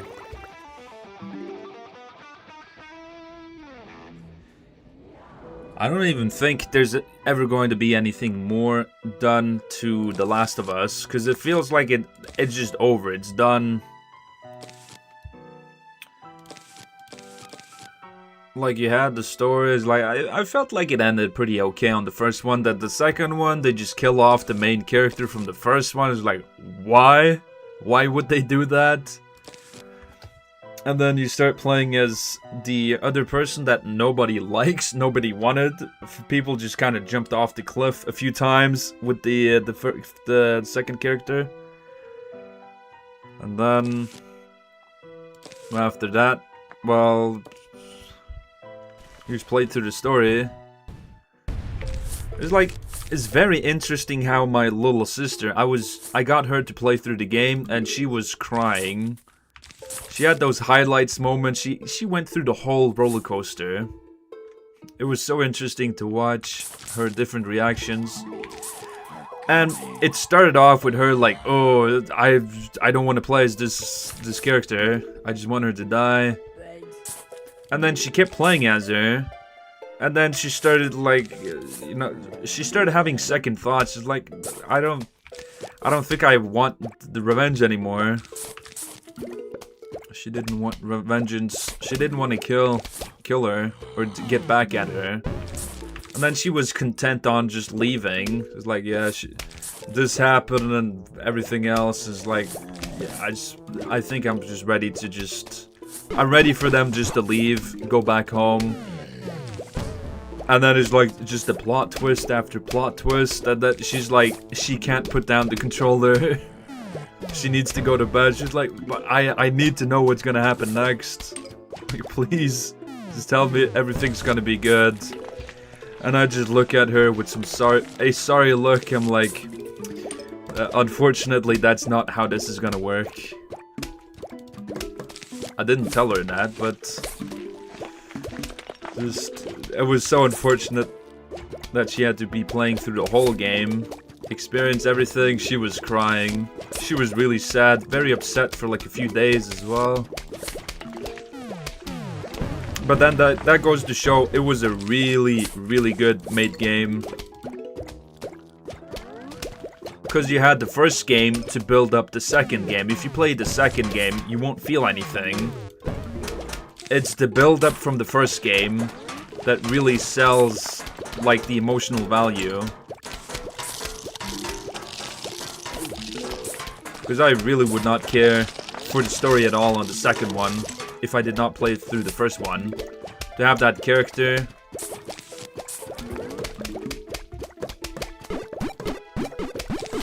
It was an experience for itself, for sure. And my favorite multiplayer mode in all of gaming was the Faction Wars. You could play on the PlayStation 3, PlayStation 4 remastered, I think. I can't remember. But it was amazing. It was basically, how do I explain this? It's like you're playing as the imposter, but there's other imposters as well. You have crafting, you have stealth, you have the map. You have like different classes, executions, there's lots of different play styles, coordinations you can do with your team. It's like every time I played that, my heart was pumping. It was pumping fast and hard. It's like that multiplayer experience, you're always holding your breath. It's like you're trying to listen in for footsteps, for gunshots, to try and figure out where the other person is before they know you're there. It's the ultimate game of cat and mouse in that multiplayer modes. And I do feel sorry for people who was not able to experience it. Like, there's a lot of games people like, oh, you missed this out as, like, growing up and playing it. But that specific experience right there, you can never get that again. It was something of its own league. It was perfect. I don't think there's ever going to be another multiplayer game or a multiplayer mode like that ever again. Like, you got Halloween, you got Dead by Daylight, you got all these other games, but nothing comes close to it. If you never played it, you have no idea what I'm talking about. If you did play it, you like remember it, like, yeah. But then it also like kind of relies on how much did you play of it. I was playing a decent bit of it. Not like a lot, but I was playing a very decent, reasonable amount of it. Ooh.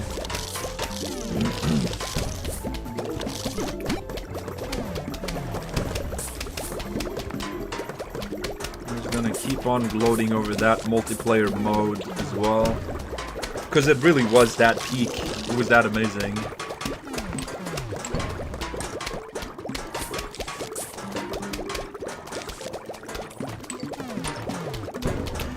I think the only unfortunate thing about it was the fact that they didn't continue it on the PlayStation 4. And they didn't have... Everything wasn't free. You had to buy certain items and certain stuff to be able to get like everything unlocked. Most of it was just executions, which I was fine not having. But like a certain few perks, a certain few weapons were completely locked behind a paywall, which kind of sucked.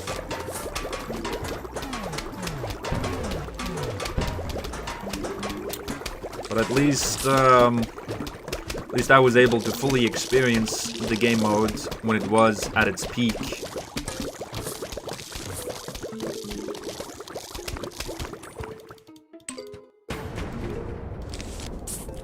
The gameplay was brutal, not just for the game itself, like the campaign, but like the whole multiplayer experience. You had those who knew what they're doing, and those who like kind of know what they're doing. But the unfortunate part was, towards the end of me playing it, it was just cheater game after cheater game, people shooting you through walls and gaps, and it was just unplayable. Which really made me sad, because it was my favorite multiplayer to play. I had Call of Duty, but I never played the multiplayers. I played campaign and zombies, that's it. Never multiplayer, because I never thought of myself to be good enough to play the multiplayer. Like, people got like too many hours just practicing the maps, practicing their movements. They got like insane aim, while I got doo-doo aim. So I just stick to what I like, what I know.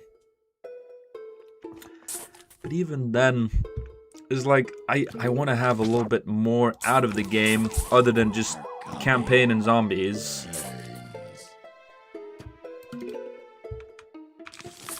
It's like if you go to the restaurant, like McDonald's, Burger King, KFC, whatever chain you're going to, and you just order the same things because you know you like it. It feels safe. You know what you're getting because you've had it before. You like it. and you came back for it. You came back for seconds, essentially. Going back to it. But then there's like the adventurous spirit of like, they got something new on the menu. Should you try it? Should you just keep away? Have anyone else tried it? Can you ask them their opinion on it? Was it good? Was it savory?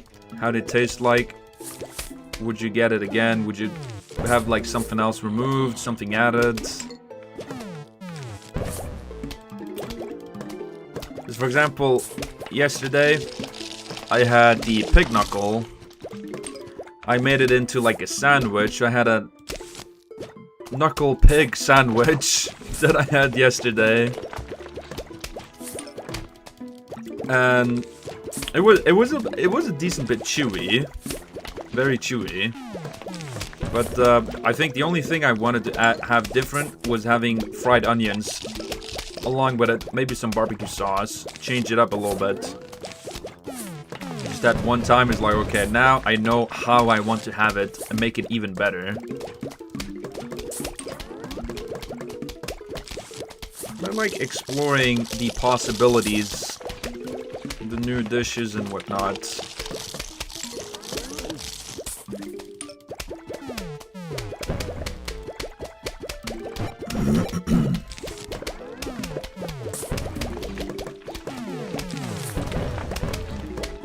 This done.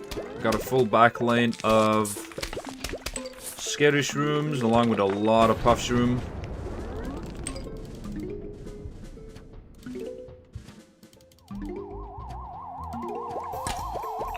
I always want to have at least 2 lanes of scary shrooms,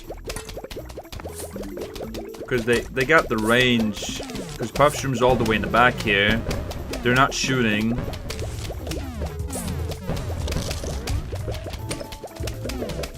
Rush the disco zombie before he can do any real damage.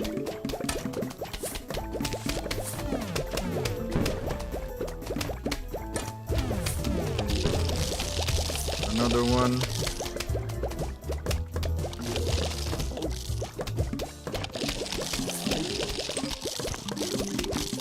I have enough for this. Boom. Squash. I definitely feel like on the versus mode, when you're going up against like zombie versus plant versus zombies, the guy playing as the plants has kind of more power to do, because he's got the insta-use plants to just use. While the zombie player, not so much. He kind of has to be placing his zombies strategically, try and max the pressure while also minimizing his loss, get as much value for his brains as possible.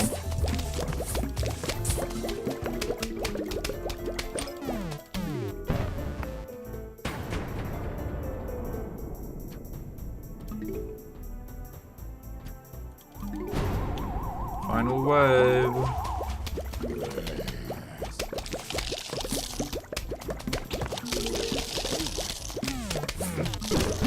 Whoosh.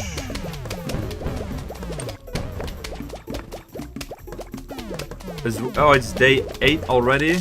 Or night 8, I should say. Boom. We're almost done with the nighttime, then we go to pool. This is the last normal night, and then we got the conveyor night. I am zooming past these pretty effectively. And this, and then squash. If it works, it works.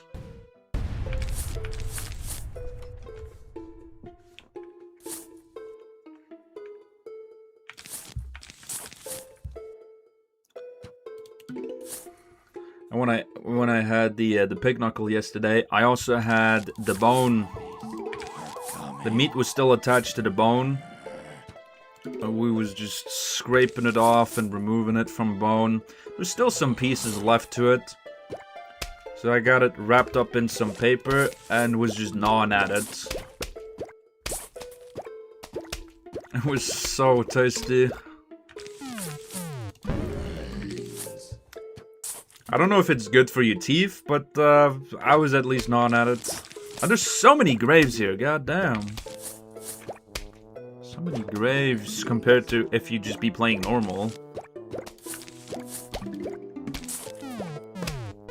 At least the Conehead is going towards the lane with the most amount of puff shrooms.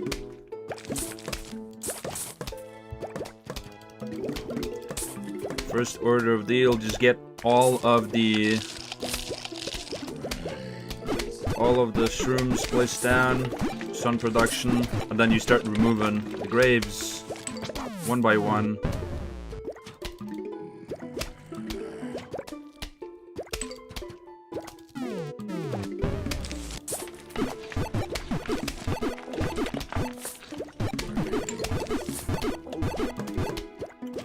Bottom lane ain't got that much going for it. Let's change that.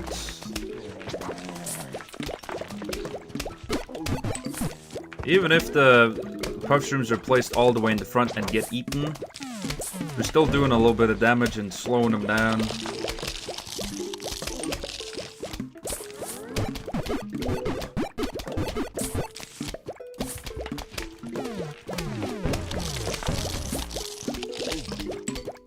Get that a little extra damage with the scary shroom all the way in the back.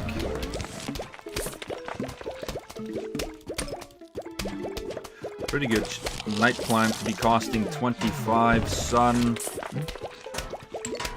Stranger zombie taken care of.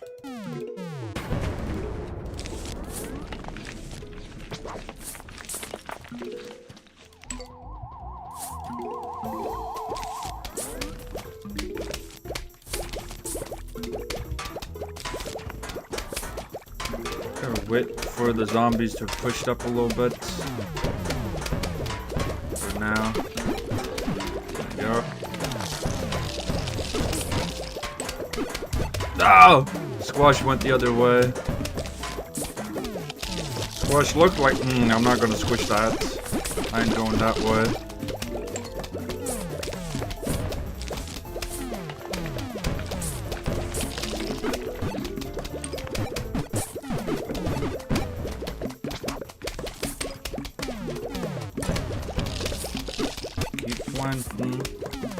Get the scary shrooms on the back.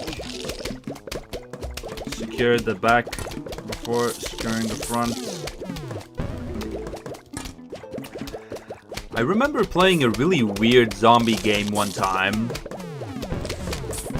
I don't know how to explain it, but it was essentially a first-person zombie shooter game where you were essentially on top of like a hill, or like on top of a on top of something,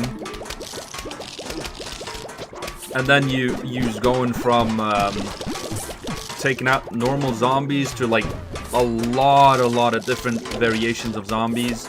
You take out the zombies, you get cash, and you use that cash to be upgrading your weapons or call in like tactical support, like airstrikes or bomb strikes and stuff, artillery strikes in certain areas. And then you had to wait because there was a cooldown on it.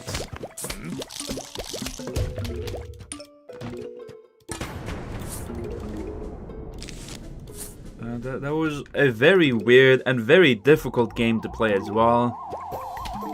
I think it was just skill issue on my end, not being able to properly shoot zombies.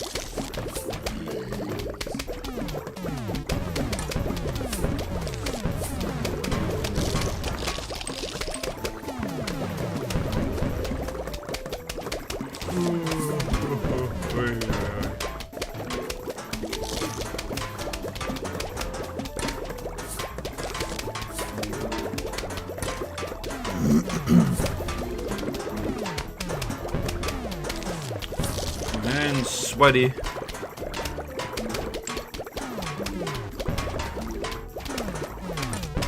And sweaty from planting.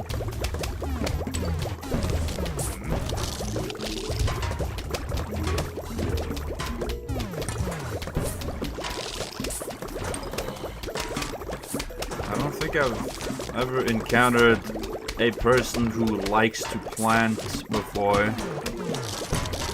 Like in real life, meeting someone who genuinely likes to take care of plants or maintain plants. Like I've seen like the flower shops and stuff, but it's like, do those people actually care for the plants, or is it just a job for them? Are they very passionate about it?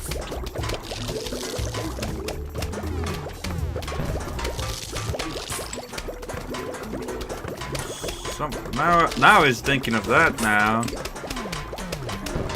The people working at the plant shop, do they actually enjoy it?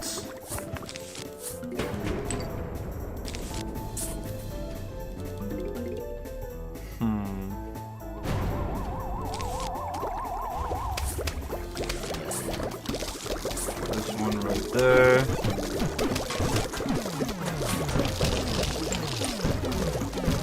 Squash right here. Bush. Boom. Now we'd like to visit for midnight snack, ice cream and brains. Oh shit. That's a lot of zombies. Oh yeah, we got the graves as well. Only 2 waves. Buckethead, no, Conehead. With a regular zombie as well. Get that little help from them. Take each other out. Gravebuster.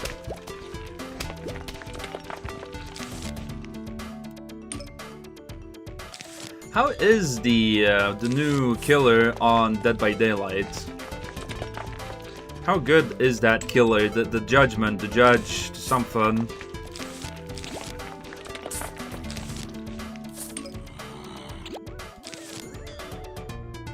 I'm curious about it, on how good it really is, the killer.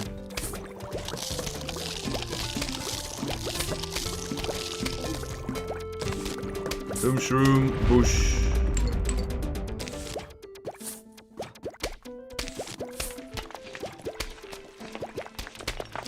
Try and keep a little bit on the back before pushing up. Hang a little back. Go freeze.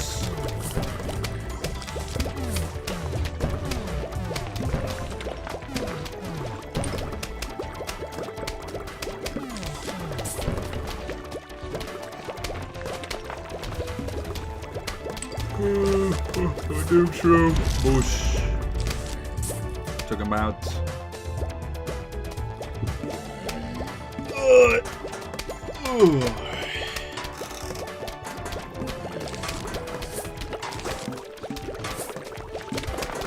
Now we is gaming. Sit back, relax, and play. Pick mushroom.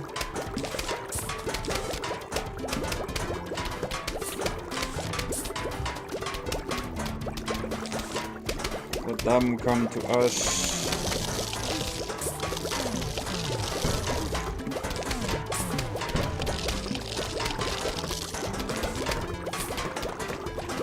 Just resting. Doomshroom, Bush. I'm getting a lot of Doomshroom. Ice room.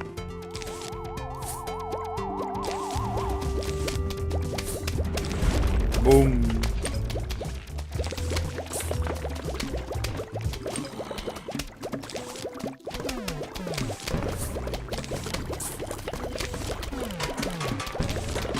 Feel like a triple lane of scary shrooms.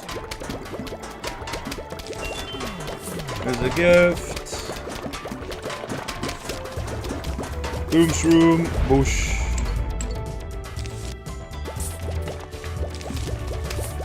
Freeze.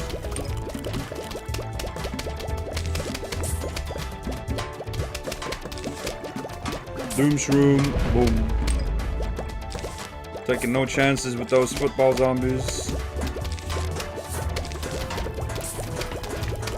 Okay, all the graves have been taken care of now.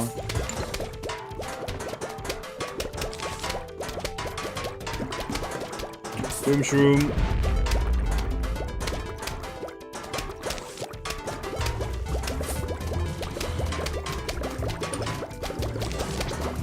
The battlefield with like craters and stuff, like mortars having gone off.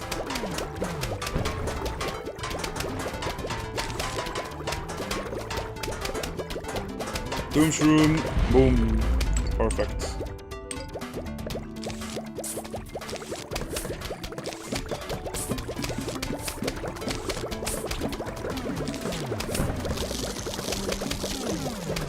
They start eating each other.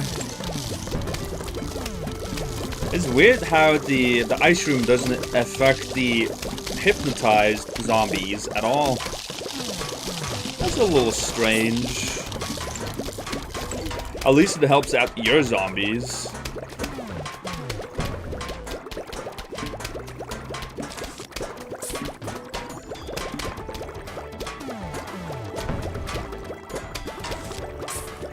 Rushkin. Okay. Final wave of zombies on the night level is completed. Because I just have doom shrooms. Just take care of everything. Boom.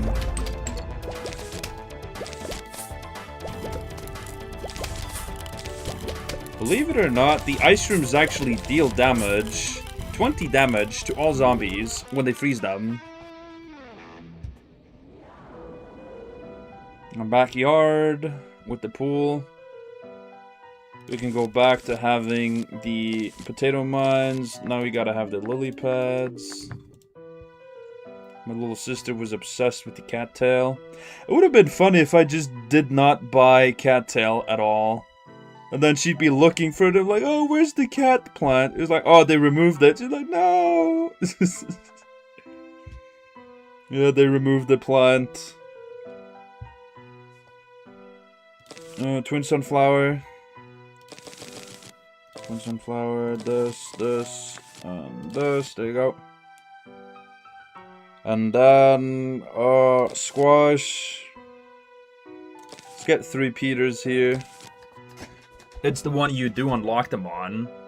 You get like squash, 3 Peter, you get tangle kelp. Let's just do this. Yeah.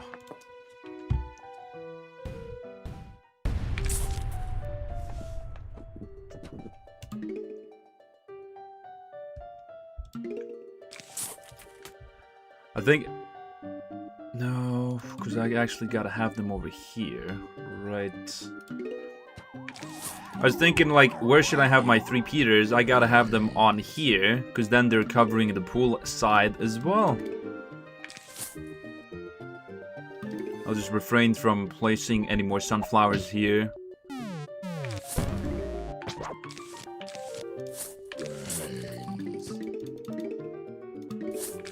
Placing him in the water, I think that's manageable.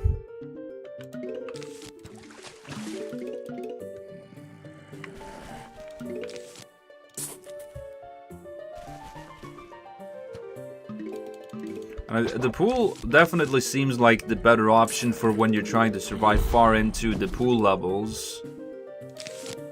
Because you just have that easy, easy pool. Like, the strongest is like Buckethead. And then you have like the snorkel zombies. But if you have like the gloom shrooms placed, there should not be an issue whatsoever.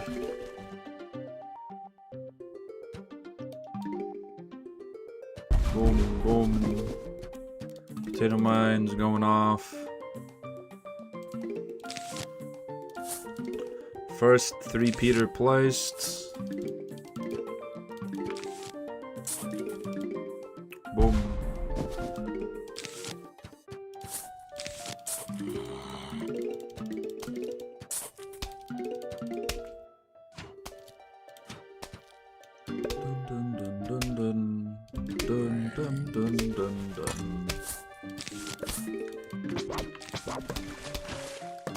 Okay, I think Yeah, there's no snorkel zombies.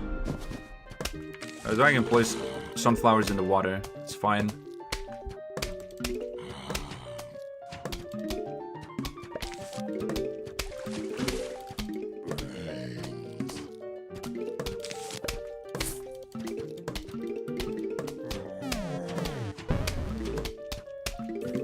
Place another one up here because there's starting to push a little bit on my sunflowers. I don't like it.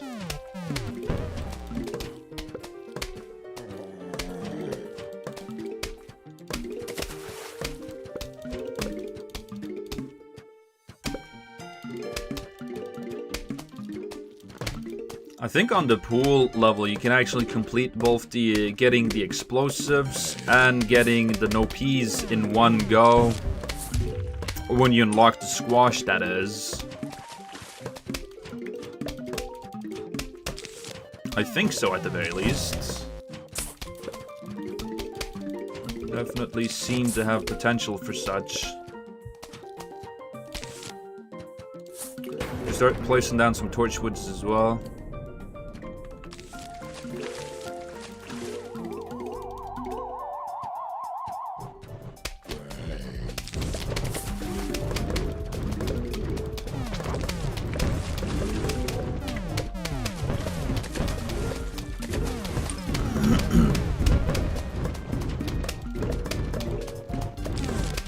I'm surprised there's not a trophy for don't plant anything in the water lanes or in the pool. No lily pads, no cattails, no nothing. Just keep the pool clean.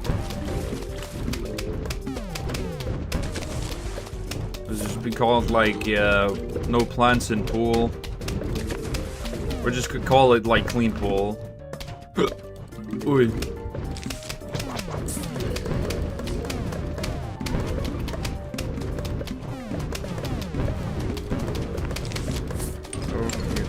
Okay, we're getting the top of stuff pretty safe. The normal grass lanes.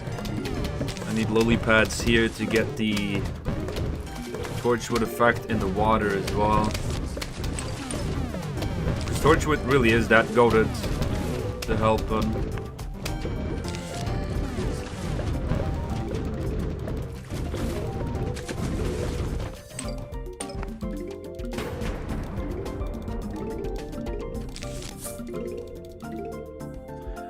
I think the most devious grinding I've ever had to do in a game would definitely be the getting the rainbow keys, or like getting the color keys on Plant vs Zombies Garden Warfare 2. The way it was so tedious was you had to get rainbow stars so that you could then go and buy a chest in the town hall in the middle of like the backyard. And essentially you had to be playing a lot of like the online stuff in order to be getting like stars. You get like 3 stars if you lose, 5 stars if you win. You can also convert normal stars into rainbow stars, but it was a little bit costly with the normal stars. Usually it wasn't worth it unless you were like missing a few, then you could just convert it to save time. I'm gonna go for the same setup here. But you had to essentially have fully maxed out rainbow stars. I think the cap was like... Oh, I can't remember what the cap was. It was a lot of stars you had to get, a lot of games you had to play. And then finally you'd get one of the keys to then go into the gnome area. And then after that you had... After that you had the... You had to complete the different puzzles. Or the different trials, as they were called. I don't know, is it jalapeno? I don't know what to pick the last plant for. But most of the trials were pretty easy. The trial of balancing, the trial of shooting, the trial of fire, or obstacles. But the worst one, literally the worst one out of all of them, by far was definitely the Trial of Memory. You had time on you. You had to hit all of the right symbols. It is still a children's game. It was just really, really grindy. I think it took me like weeks just to get that done. And then at the very end, you had like a super secret code you had to be getting from all of the different types of trials you've completed as well, to form them into getting like the super secret area, to being able to unlock the secret characters. The secret characters, if you had them at the time, people thought you were cheating. Like, oh my god, how do you get that character? How do you unlock it? I think it literally takes 4 months to get it. There's no workaround. You have to spend 4 months. Because you have to wait for like the town hall to refresh. And once the town hall refreshes, that's when you're able to go and get another key. But you also had to be grinding to be getting the rainbow key, get rainbow stars to be getting the color keys. It was a lot of work put in just to get those secret characters. Or you have the secret key with your wallet and just pay for the fucking characters. It's so cheesy. Like, spend time grinding for the characters for free, or just, you know, pull out that secret credit card and you'll just get the characters just like that. What a greedy, greedy game studio. Why have secret characters when you can just literally buy them? I guess not everyone wants to be grinding or earning it. It doesn't feel as achieved then. It doesn't feel justified. Like, yeah, you got the secret character. Did you earn it or did you buy it? But even then, when you get to like unlocking the secret characters, Torchwood or the Z-Goat, you have to spend a lot more rainbow stars on unlocking all the locks on it, and then you can get it. Only then can you finally get it, and then you have the character unlocked permanently, forever. It is yours, you can use it. But everyone knows Torchwood was the best one. Z-Goat was a unique support character, boosting speed or damage. Torchwood, he was the tank. He was built. His smoldering embers, I don't know what it's called. The ability where it just turns blue. Oh my god. And then you got the leaf shield. It was so strong. And that was cheeky thing you can do. Just turning a corner but just sticking your right arm out. They could only hit your arm. No critical hits on you. And you had so much health as well. Whew. It was an experience for itself. It was amazing. It was a pain to go up against, because you essentially had to have, if he caught you off guard, you're just dead. He's got too much health for you to come back unless you're playing as a soldier and land a direct rocket in his face. Then you can turn it around, unless he jumps or like is able to dodge it somehow, or someone does a Mr. President for him. Here we got the football zombie. Is he gonna make it? He is. Do I need the 4 ones here? Because now, when he runs over, he gets taken out. With a little bit of munching down. I think that's fine. That's acceptable. Unless I just get one more over here. And I get one more at the bottom here. Because the football zombies can only spawn over there.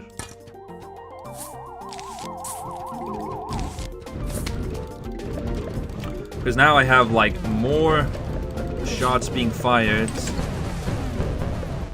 Yeah, that's enough. That's enough to take him out. Perfect.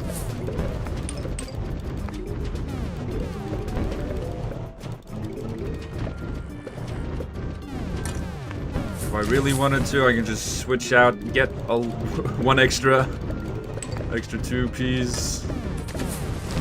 Boom. I was really making sure nobody gets past.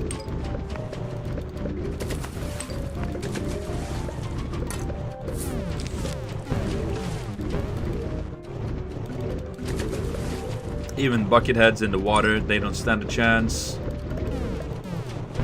Especially if I get myself some repeaters in the water as well. 3 Peters. This is only day 2 as well in the pool.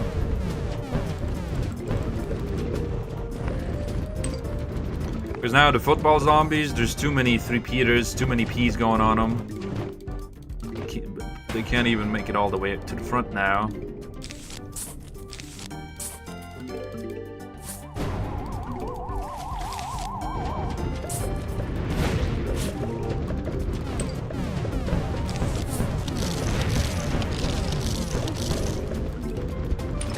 Last zombie.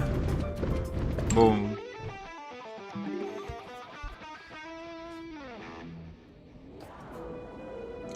Frank's backyard.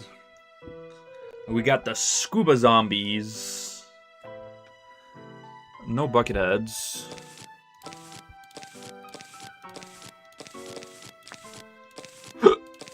Oy. I'll get the walnuts just for the water so that they can take care of them. Unless I get enough damage to the water so that they're not able to dive at all.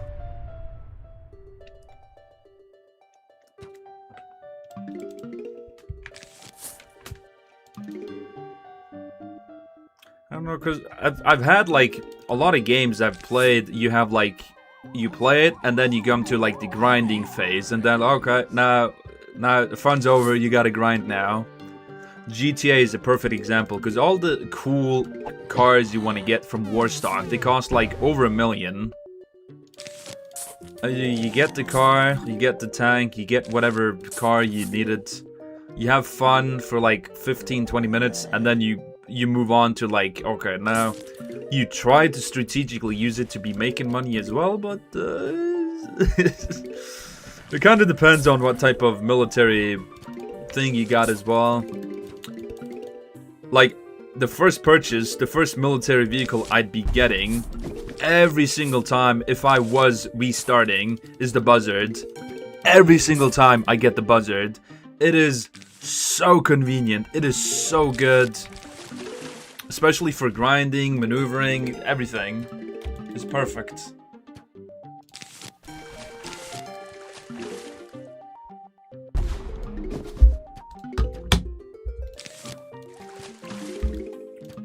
Hello, Lulu.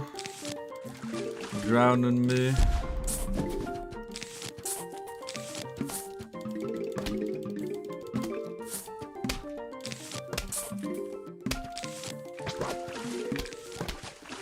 And stretches at everything.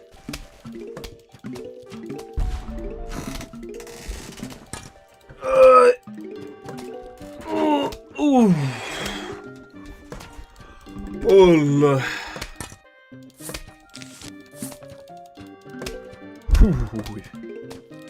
When you get that one stretch, you get the shivers from it. God damn.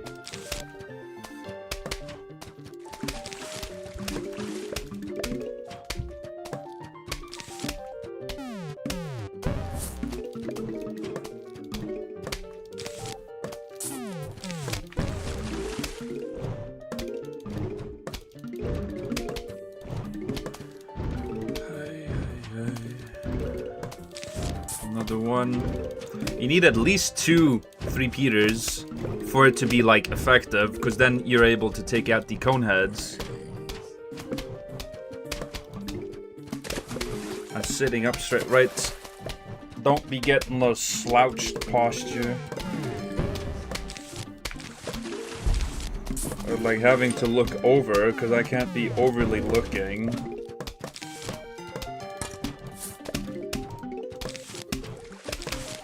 Because, you know, rest in peace mode, permadeath, all of that, you know. I don't think people be enthusiastic about wanting to watch me play through all of rest in peace mode again.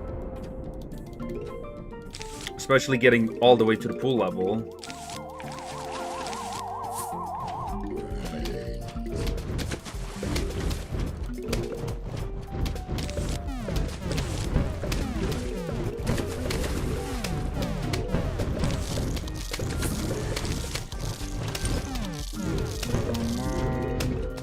Boom.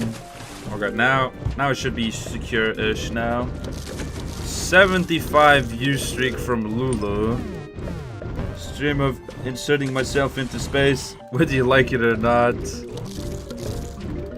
Well, I guess that's just gonna have to be. Gonna have to accept. Is it in it for the long haul?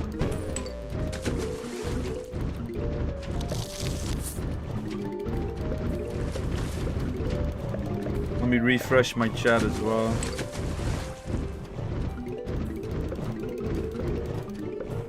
Nothing new. Nope.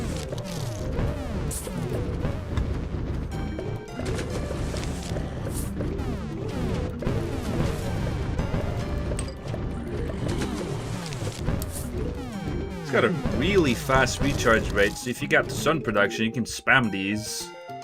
If you have the sun production. Most likely you don't. Because they is expensive.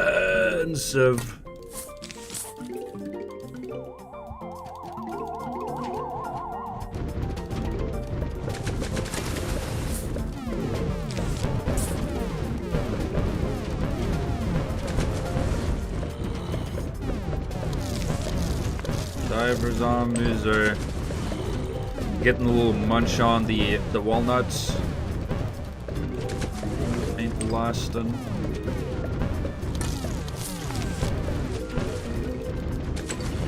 Get some 3-peaters in the water as well.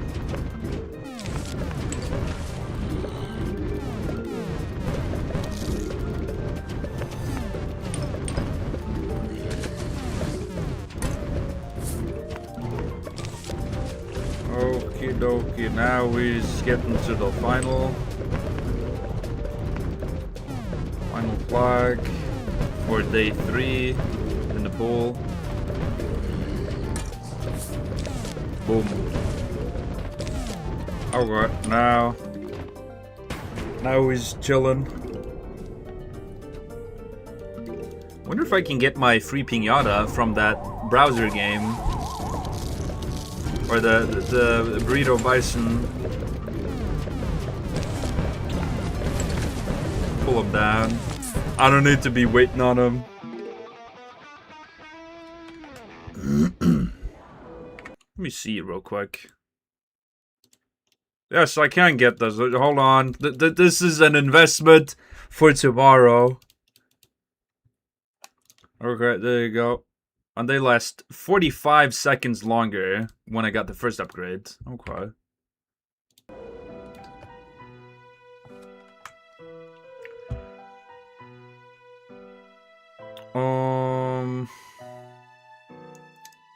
We got bucket heads.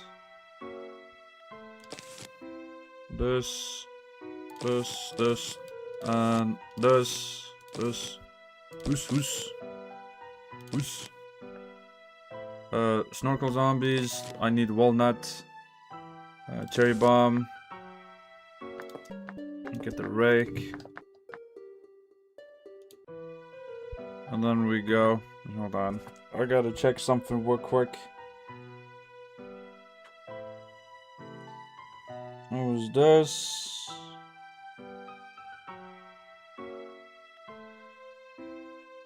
And there's... okay.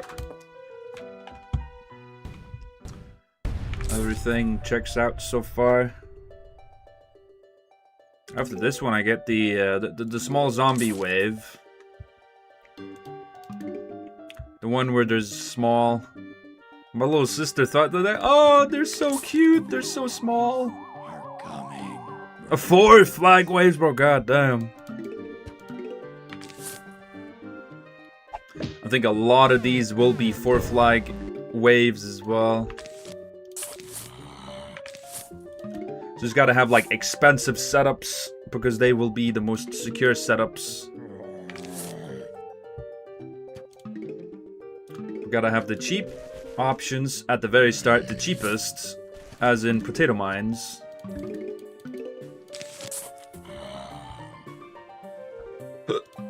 Oy.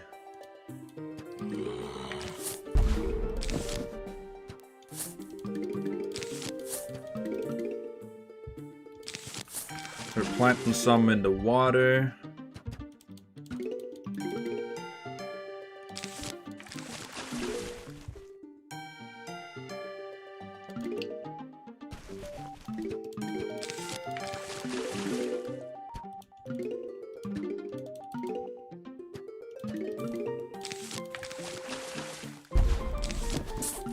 I'm at the very least relieved that invasion Invasion now, Invasion 2.0 has the imposters to actually be a threat. Like, they were like a threat, but not a threat that they used to be. Now they're much more dangerous because reagents can very rarely ever kill them now. It's very impossible to kill them. Like, the reagents are relying on their timer to kill them, but even then, it's not them killing the imposters, the imposter being too reckless with their own timer. Whatever credit would have been for killing the imposter, like, there's not even a task for taking out the imposters. That time is... that way over. No more. Never. Never a reward for taking out the imposter. Like, you do get more time if the imposter dies, but he's probably close to the end of the trial then. If he's having to go to such drastic measures to try and halt the reagents.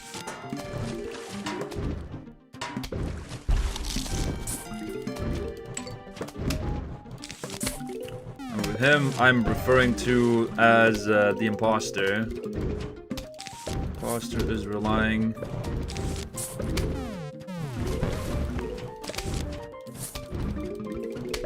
But at the very least, it's showing enthusiasm. Like the imposter needing to take the risk of dying. Just in order to try and get that pressure. Try and establish some pressure. It really is do or die. In some games. In some matches. When you're playing as the imposter.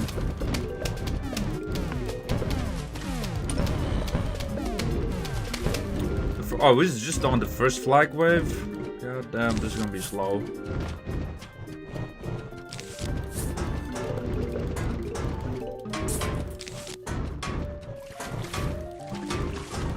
Put some in the water, because I eventually will be replacing the ones up here with more 3-peaters. Just for the time being, as of right now. I just want to have a little extra sun production. I'm not going to be turning them into twin sunflowers. That time we'll have to wait.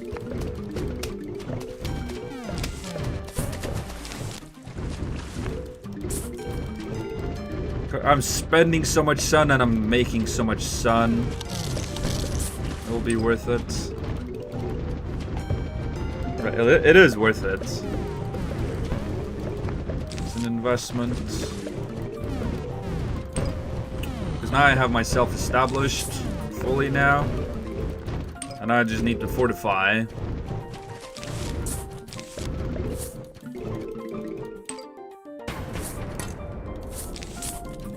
Starting with the grass lanes first, because that's where basically all my firepower is. Then later on, get some more stuff for the pool, just because it's a luxury.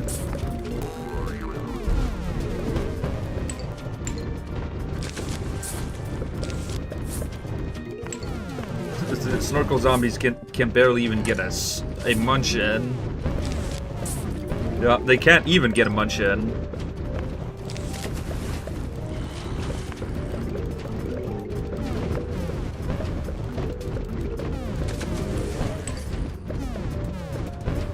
Oh shoot, hold on. I got paid yesterday. That's a nice surprise. Nice realization to come to. Because I was thinking I was gonna start getting Christmas presents now for my family members. Because if I get them now, I can just be sitting back relaxing while they're frantically trying to figure out what they're trying to get me for Christmas. It's better to just have it over and done now already versus later on.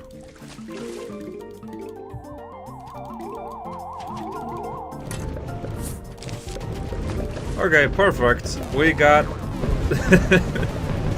we got everything we need. Every lane, or I don't think every lane, just the pool lane has 1, 2, 3, 4, 5, 6, 7, 8. 8 Ps going towards it, while the normal grass lanes have 4, 5, 6, 7, 8. I think every lane has about 8 Ps going towards them then.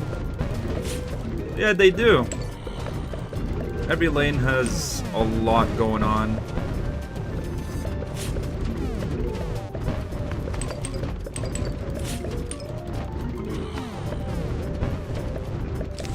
Like, no zombie can even approach or get close whatsoever because there's so much damage going on. Oh, well, straight into the potato mine that I'm just replacing.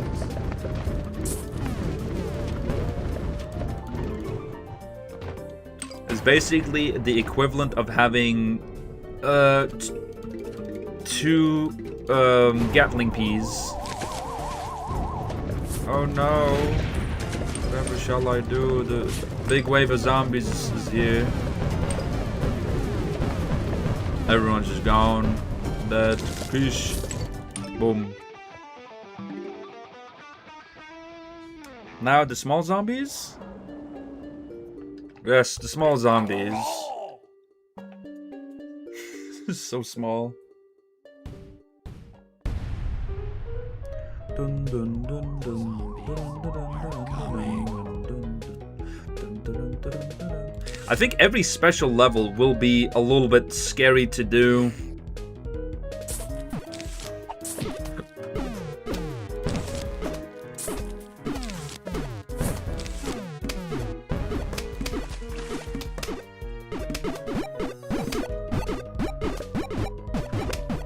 Zombies are really, really fast, but very weak.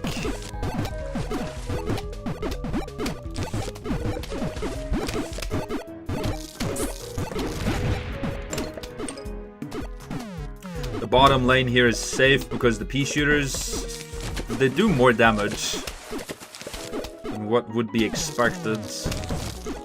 Now so I can just clear out the top here with the bombs. Well, let's see if it looks scary like this. Boom! Perfect. I think I'd rather try and protect the grass lanes here, because that's where the football zombies can also be approaching from.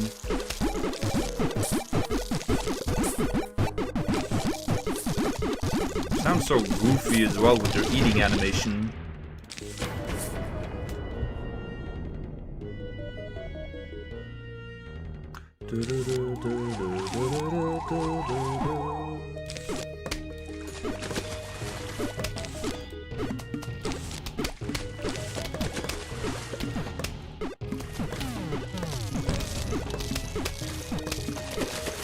If I at least get a pea shooter in every lane, that's going to take care of any stranglers. And then just do like a cherry bomb. It just takes care of all the zombies. And then these zombies here just get taken out, like the weaker ones. Until inevitably you just have to do some cherry bombs. which do connect fully, even all the way down here. I just have the spacing to the zombies as well. Boom.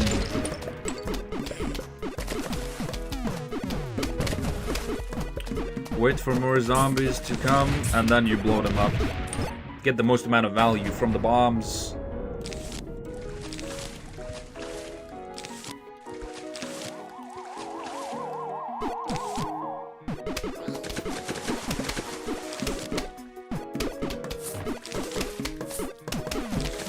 Corner lanes. Boom.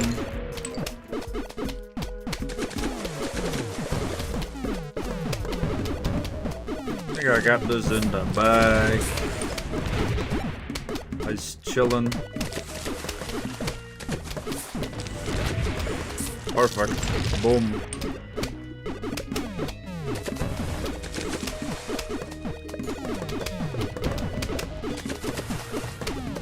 Now, because when I do have the pea shooters, there's also taking out some of the zombies, which make like the next wave of zombies approach a little faster.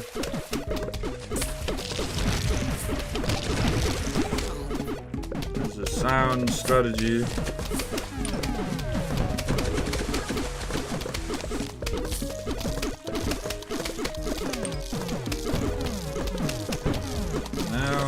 Actually be in a little bit of trouble here. They is munching. God damn.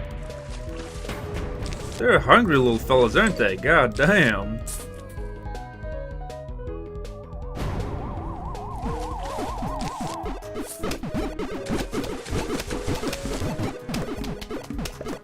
Oh, it's the final wave. We'll slow them down. Oh god damn, they're eating. Boom. There you go. Got it.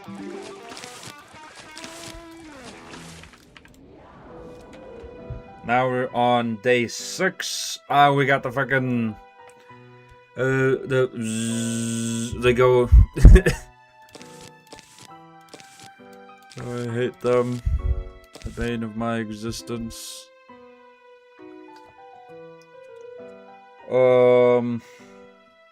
What do I do? If it works, it works. No snorkel zombies.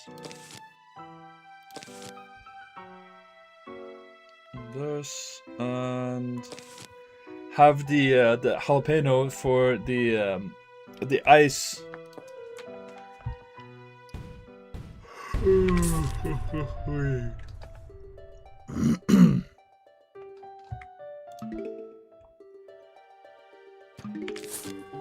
I keep forgetting, like, don't plant in these. It's like muscle memory to just be planting in those specific areas. Every single time, bro.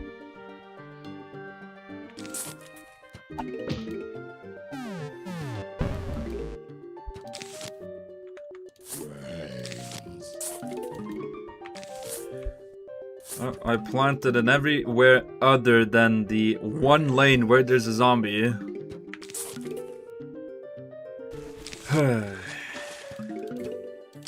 It's fine, I got squash for this.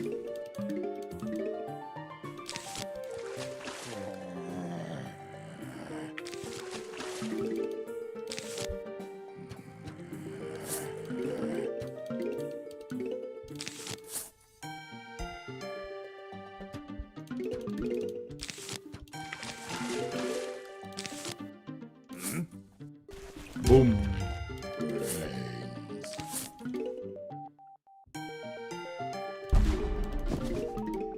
Just having these potato mines here really saving me on sun production. I'm like able to place so many sunflowers. I get so much sun before anything really dangerously approaches at all. There's a cone head, which will just get taken out by the potato mine.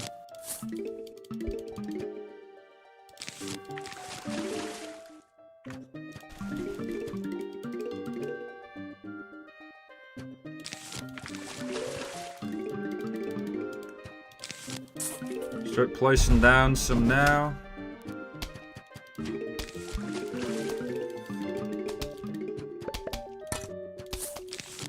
This, place that. We can take care of basic brown coats now. I need another one, then I can take care of the cone heads.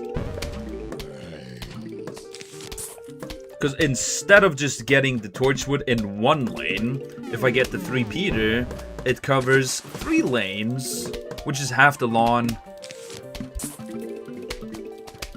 Or a little over half the lawn. It's 3/5 of the lawn. Because there's 5 lanes. If it covers 3, 1, 2, 3.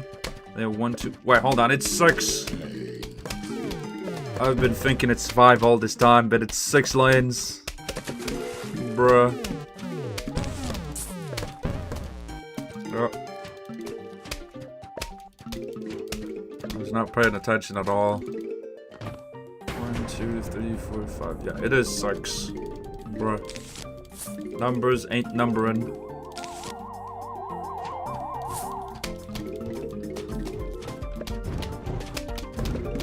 We're placing down some torchwoods. First towards the actual 3-peaters themselves, because that's got to be the strongest point, because that's where most of my damage is coming from.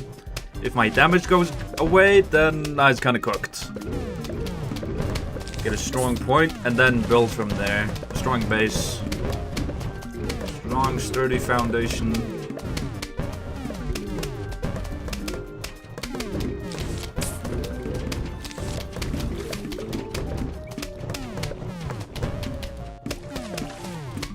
I also have a question, like, where even is the story for the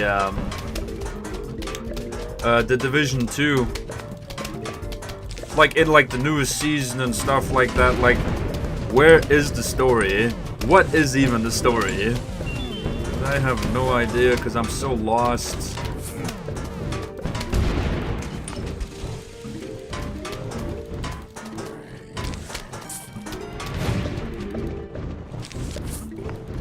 Make sure I have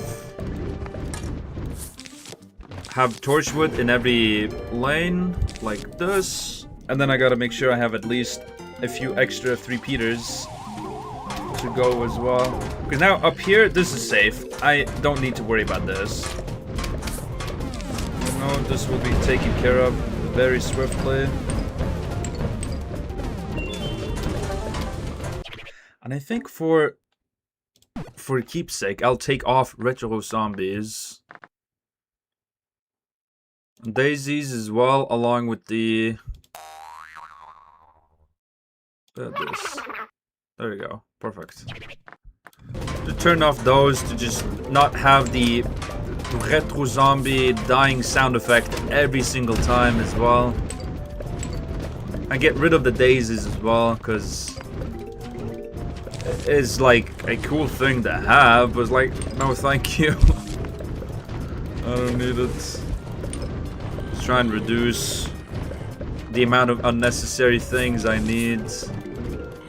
Like, they can keep their whatever thing I have on now. I don't think that's going to be affecting much or anything at all.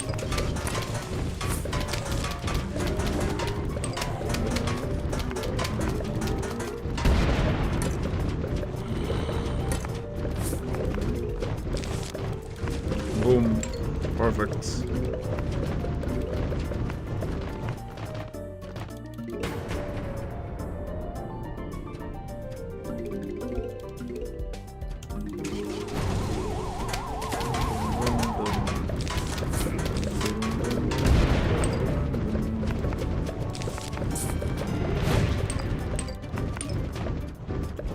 They're just dying before they can even reach the pool.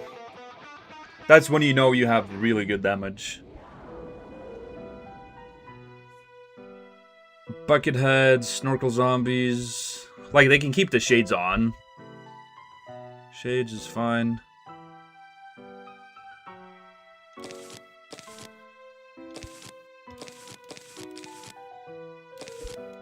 Ooh. We just keep going with this. Full send. I could do starfruit, but okay, we do starfruit.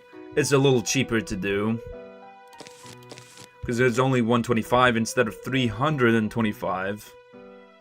So it's 200 sun cheaper.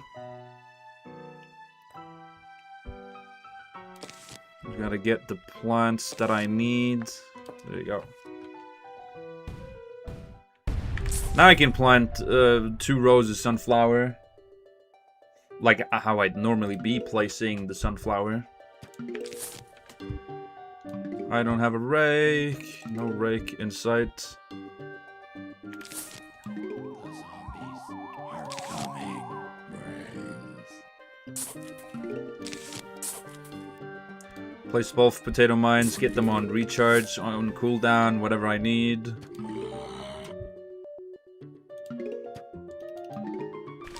Maybe it'd be best if I just have the star fruits in the middle. Because if they're in the middle, they get to cover the most amount of area with their attack every single time they attack.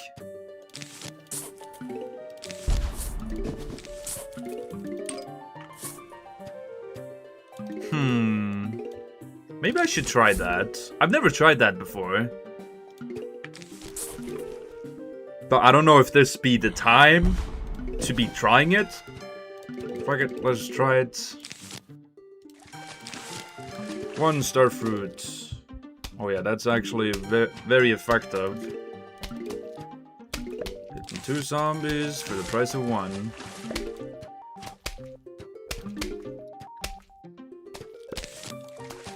The recharge really fast as well.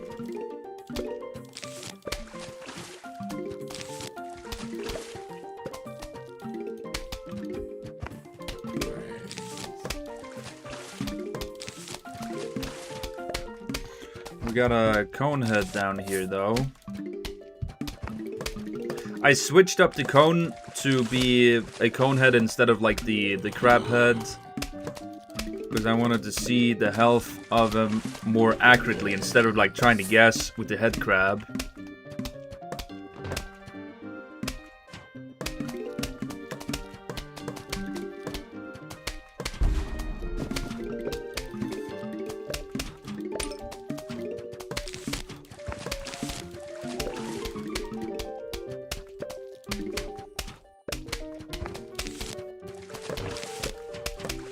Starting to get zombies in the pool as well.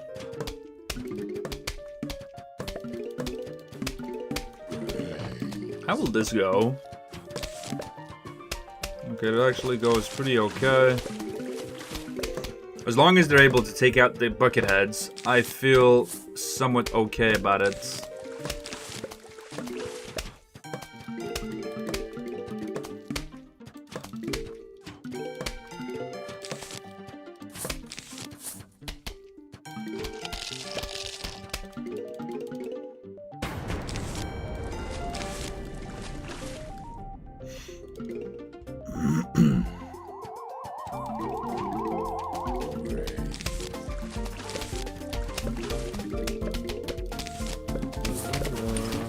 Now we get all the stars going, flying. It actually seems like it's best just having them in the middle like this. Though with the exception of having a few just to be able to support the ones in the water. Like this one. Or this one.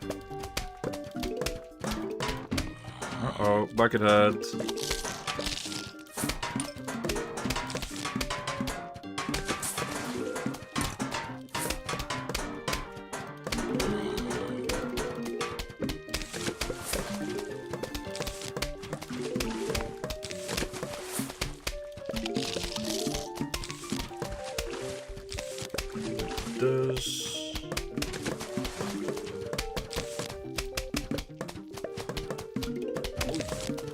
Uh-oh.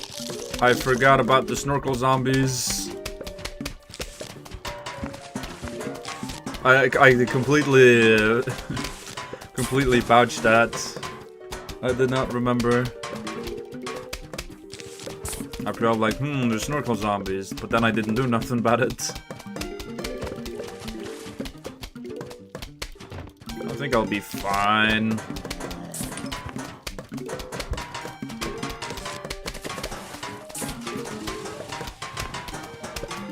I do have the spike rocks here, just to be dealing with these. Not the spike wheat, but the spike rock, because it's a way more durable plant. I think it's like the strongest plant in the whole game. Like, it can survive so many gargantua hits. The only thing is, only exception is bombs. If it gets blown up, it's gone. Poof, poosh, no more. Blown to smithereens, 1,000 bits.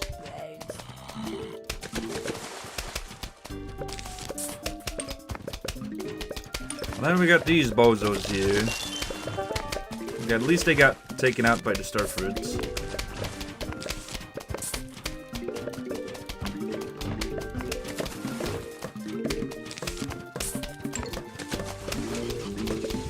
Just focused up on the pool first, and then just all over after.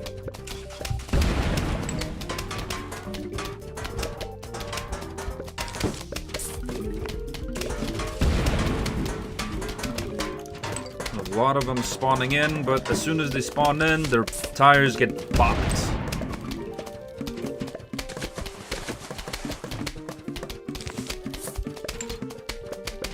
Snorkel zombies. Okay, at least if there's a lot of stars flying all over the place, a lot of them, or the stray ones, I hope that they actually do hit the snorkel zombies. Or if they're on their way to the pool, they also just get hit before they jump in.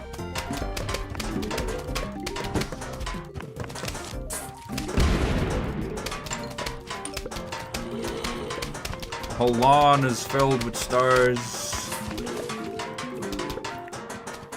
Because I remember if you'd be playing on Plant vs. Zombies 2, the mobile game, the Big Wave Beach was by far the most difficult and grueling world to do.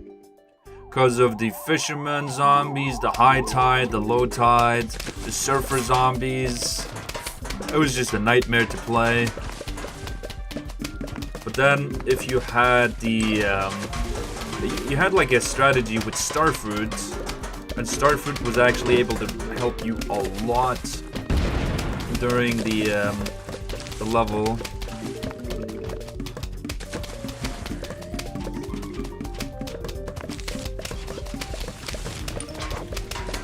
Okay, we have tons of stars now. Except for the back lane, which is with sunflowers. Just fill up the whole lawn, the whole pool. The whole pool is just a big star.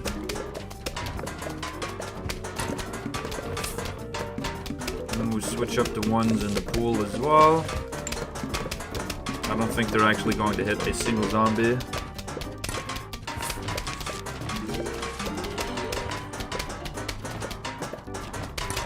Does not seem like they're hitting a single zombie. That's fine. If any zombie would be pushing up, they're definitely gonna get their chance to shine. Because they're a star.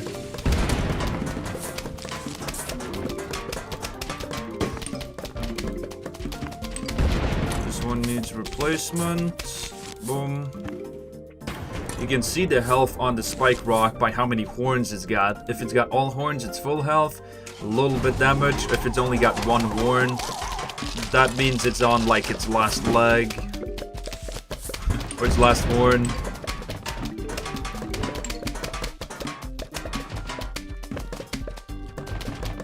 Starfruit actually worked pretty well here. So very, very well. Refresh. Chat. Dolphin zombies, but there is no bucket heads, there's no zombatonis, there's nothing.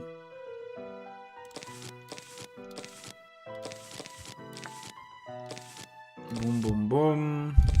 We go for the regular old Gatling repeater combo.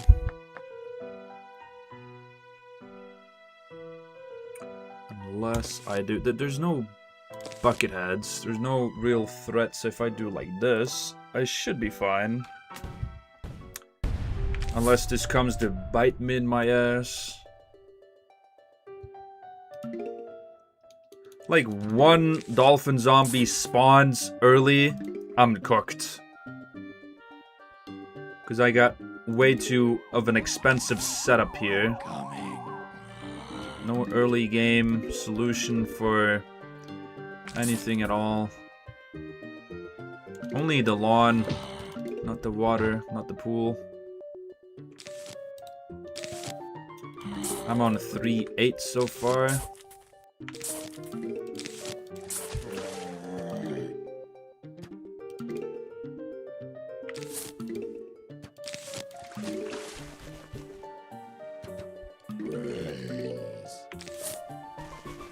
Boom.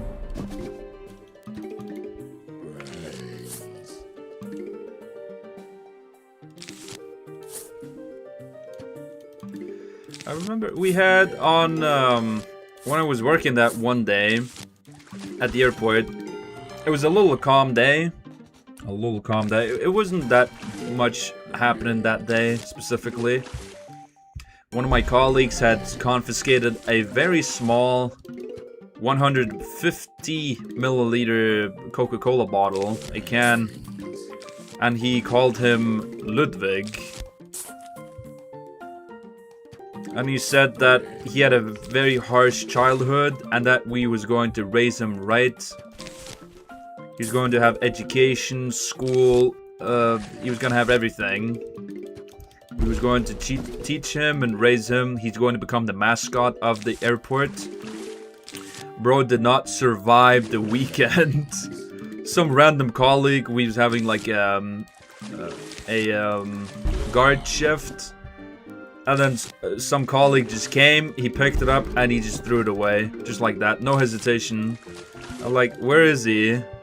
Like, I think someone just murdered him. Like, what? Is he dead already? Like, yeah, bro, someone just killed him. I'm like, no, bro. He couldn't even survive the end of the day.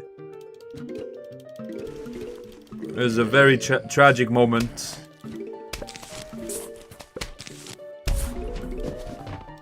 Rest in peace, Ludwig. I can only hope we get Ludwig II. And may he be living way longer than Ludwig I. I have the tall nuts now just for the dolphin zombies. I am prepared.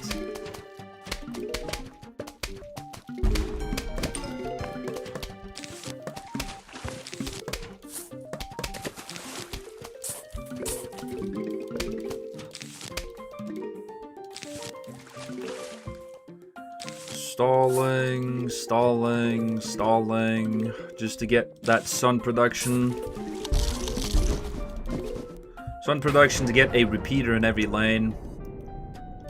As long as you have like two or even 3 shots of peas going in every lane, you should be mostly safe.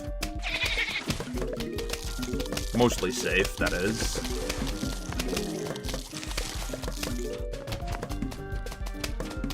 Focusing up on getting the Gatling peas, because they do have way too long of a cooldown. That's because they're really, really good. Double the firepower of a single repeater.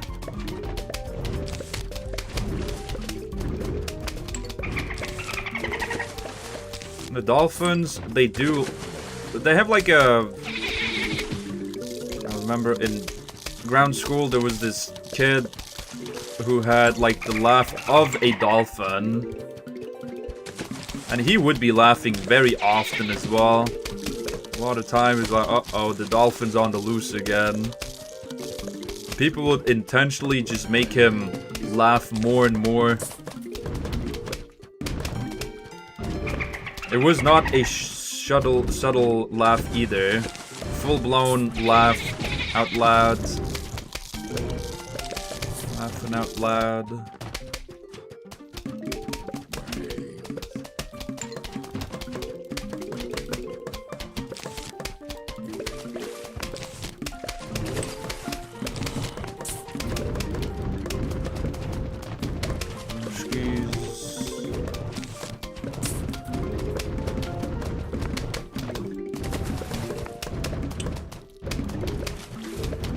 setup feels so original, so classic.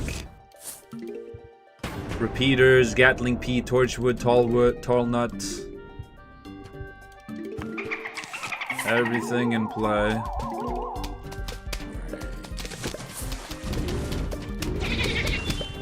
Ooh, diamonds.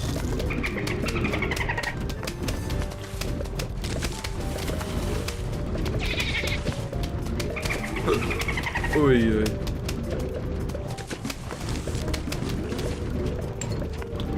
At least we're taking out the dolphin zombies before they even get fully here. If they are pre-firing, that is.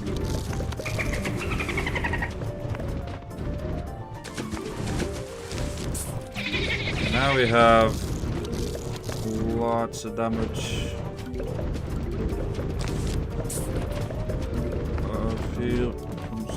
We got like 6 shots going in every lane.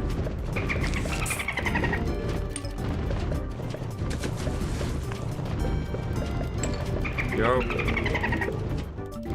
Perfect. A little bit just for the pool. That's VIP service for the dolphins.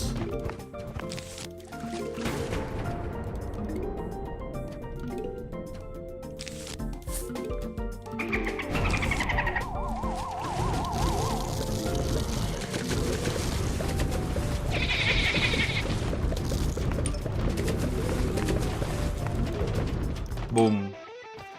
I think we have one more pool, and then we get to the fog.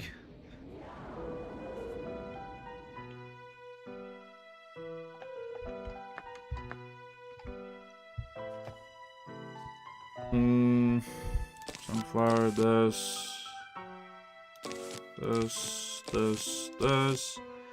Okay, now we got Zombitoni. What is his name actually?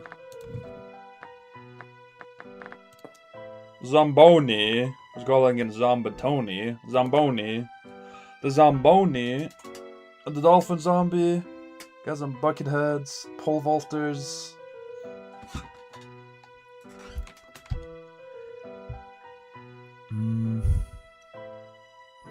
What if I were to have... Yeah, because I'm in the pool. Go like this.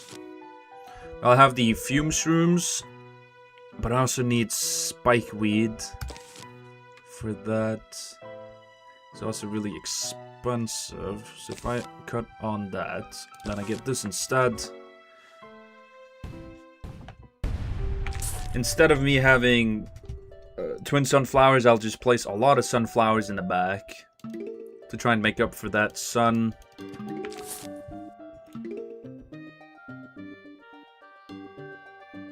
Trading more lawn space for more sun production instead of the sun cost. Quantity over quality. Though I prefer quality over quantity. Every time.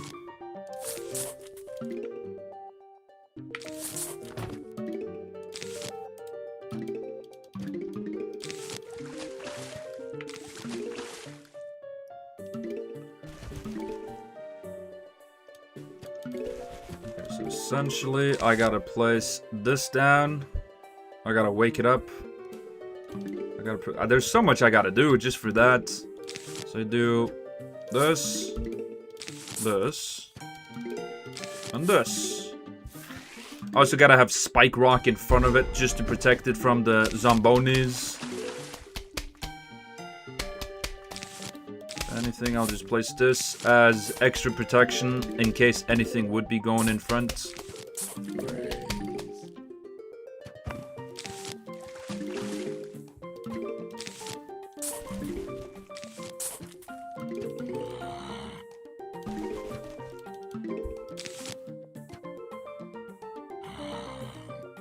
At the very least, get some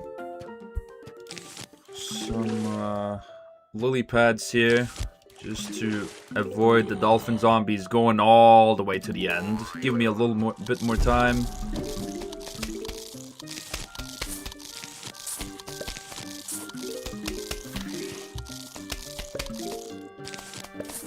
Go. Got this covered. Mostly. Hopefully. Spike wood to spike rock. That should be safe now. Oof. This is a little bit scary now, actually, because I'm so far in. If I lose now, I have to do day, night, and basically all of the pool again. All over again.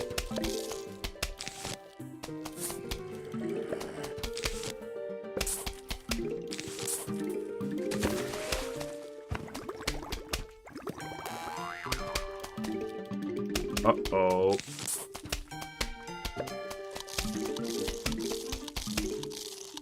No. Okay. I think I got it. There you go. Kind of messed myself up there with that one, but it's fine, it's good. It's all good now.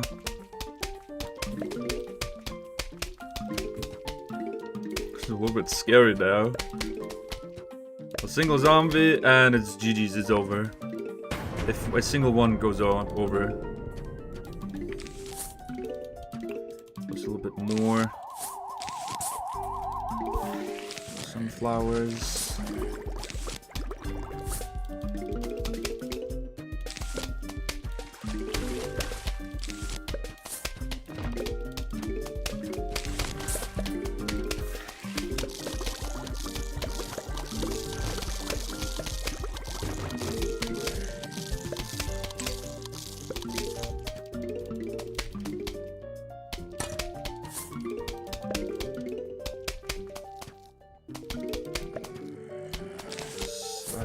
I still don't trust that.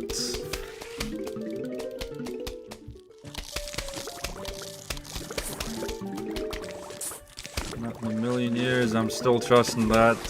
Better safe than sorry.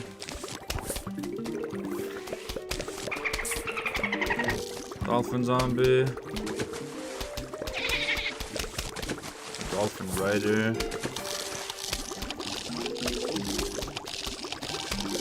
Goddamn, take him out already, goddamn. He ain't that strong, bro.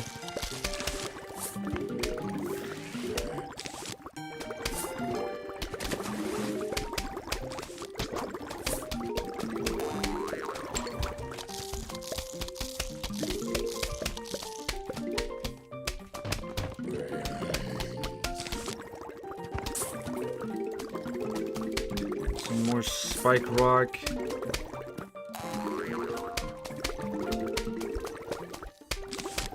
Boom. This needs healing.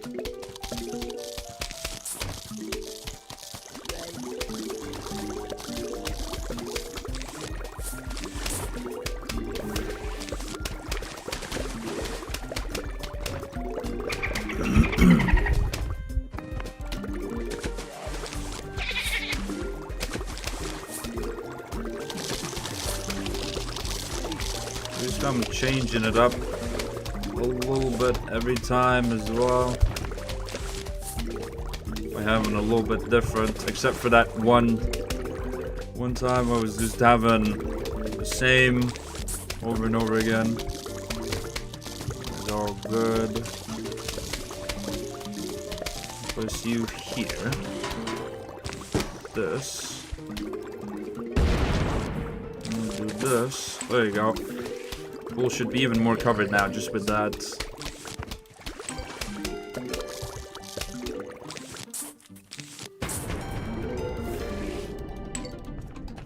Run flag 2. I feel like this one is going a little bit slow. Or a decent bit slow.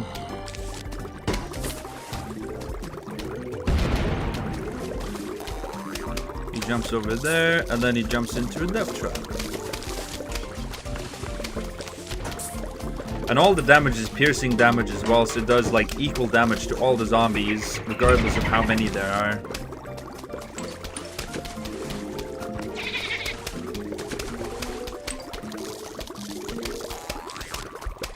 Alright, we have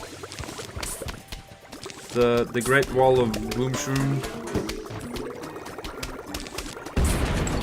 taking out my spikeweed down there.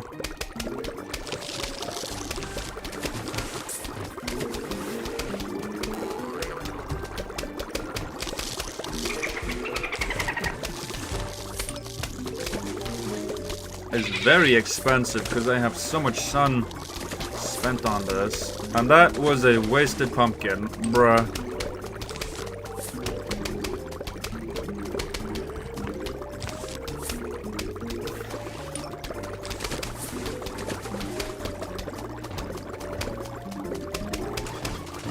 I don't think I need any more gloom shrooms. No, I think I'm good on it.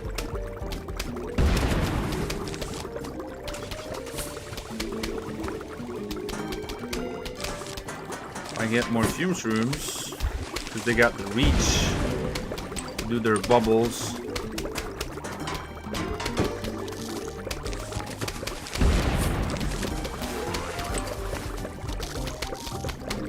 But yeah, they do reach all the way over as well.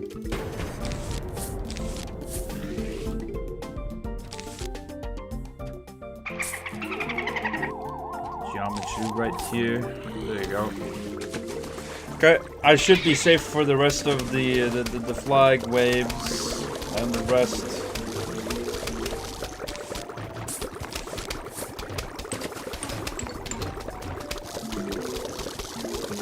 Hello, Captain Mutus, who is drowning me. I know it's the pool level, but goddamn, I know how to float and swim.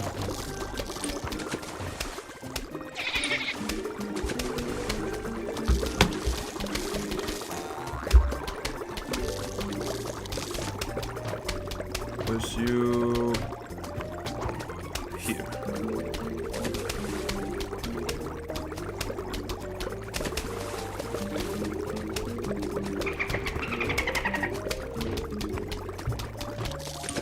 And the stretch as well.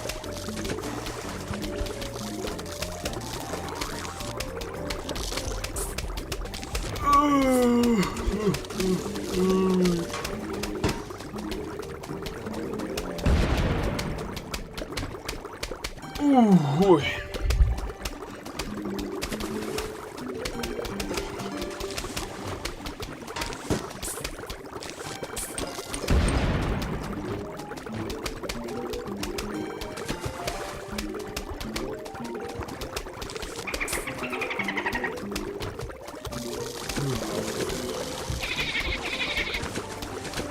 Oh no, they jumped over.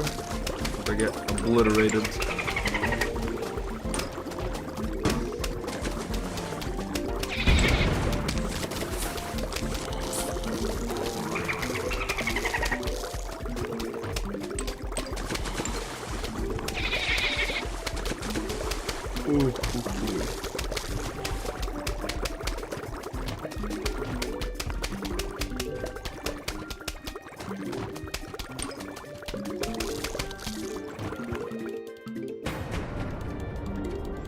Here come the final wave.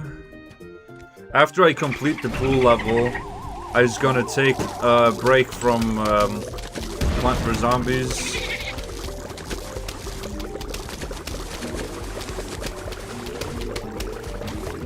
You don't want to be going too much.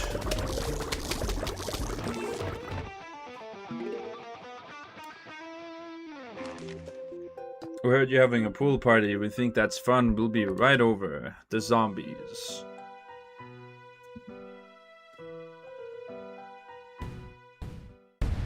Because after this one, it's the fog, and then it's the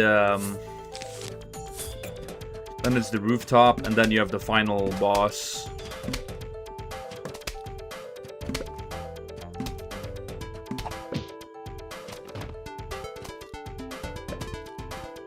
The rake is actually so strong that he can take out a buckethead zombie. Yeah, a buckethead.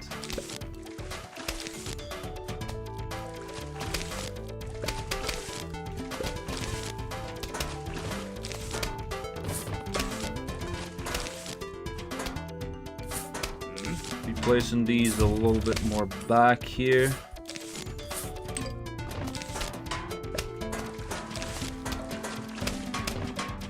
Pool, I want to stop them as early as I can. Here, I want to stop them a little bit later. I have a little bit more space.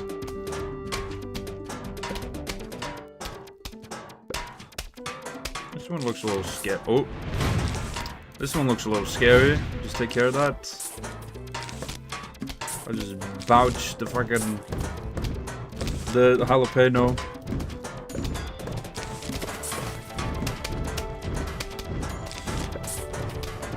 Top lane is secure.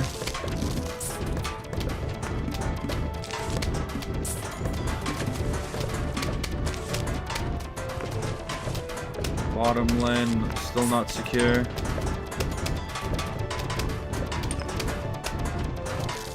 Come on, give me a fucking torchwood down here. Pretty please, torchwood. Oh. No, now, please give. No. Nothing. Always nothing. Give me one for the bottom, bro. Goddamn.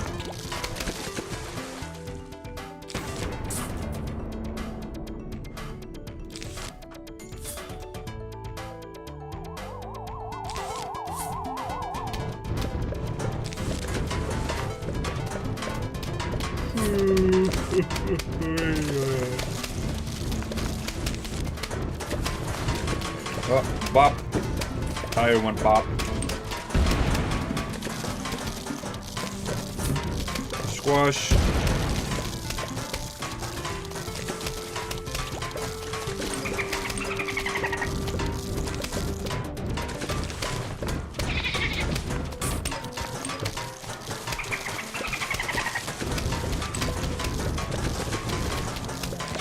There we go. Okay, at least all the lawn is safe. The water, water needs a little work. A little water work.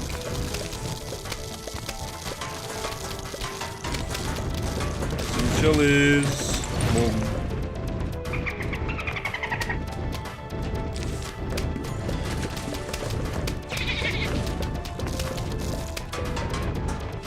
Where torchwood? I need torchwood.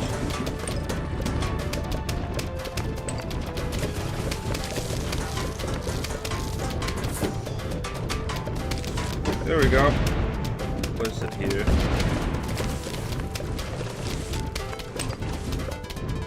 Definitely need to focus on the pool. Because of all the snorkel zombies, I want them taken care of as fast as possible. Like so. Perfect. Now I just have free space to be placing the rest of these. And boom! Now we should be good.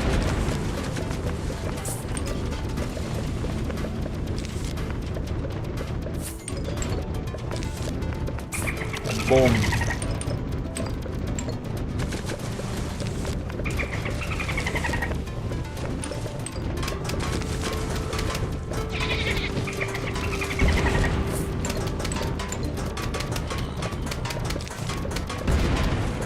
Here, lily pad, place you here. Got some squash on standby.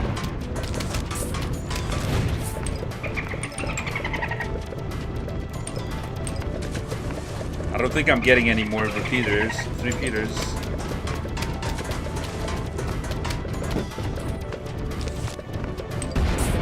Oh, I got one.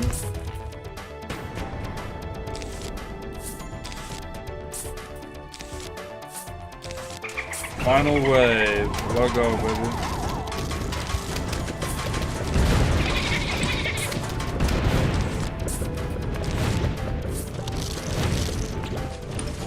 Boom. Perfect. That at least does it for the day levels, except for the rest. We have fog and we have roof, and then we's done with the rest in peace modes. And Unless we got Cloudy Day we gotta do as well. Oh, we got Rest in Peace mode versions of all these mini games as well. Interesting.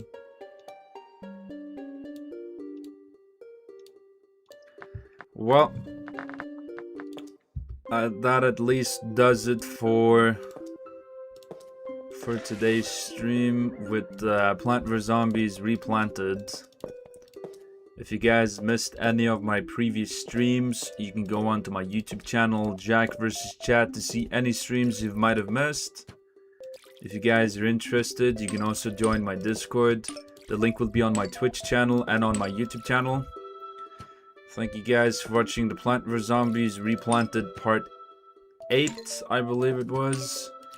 And I'll be seeing you guys in tomorrow's stream for the Freaky Frank update. For the Freaky Frank mod. So until then, have a good day, have a good night, and I'll see you guys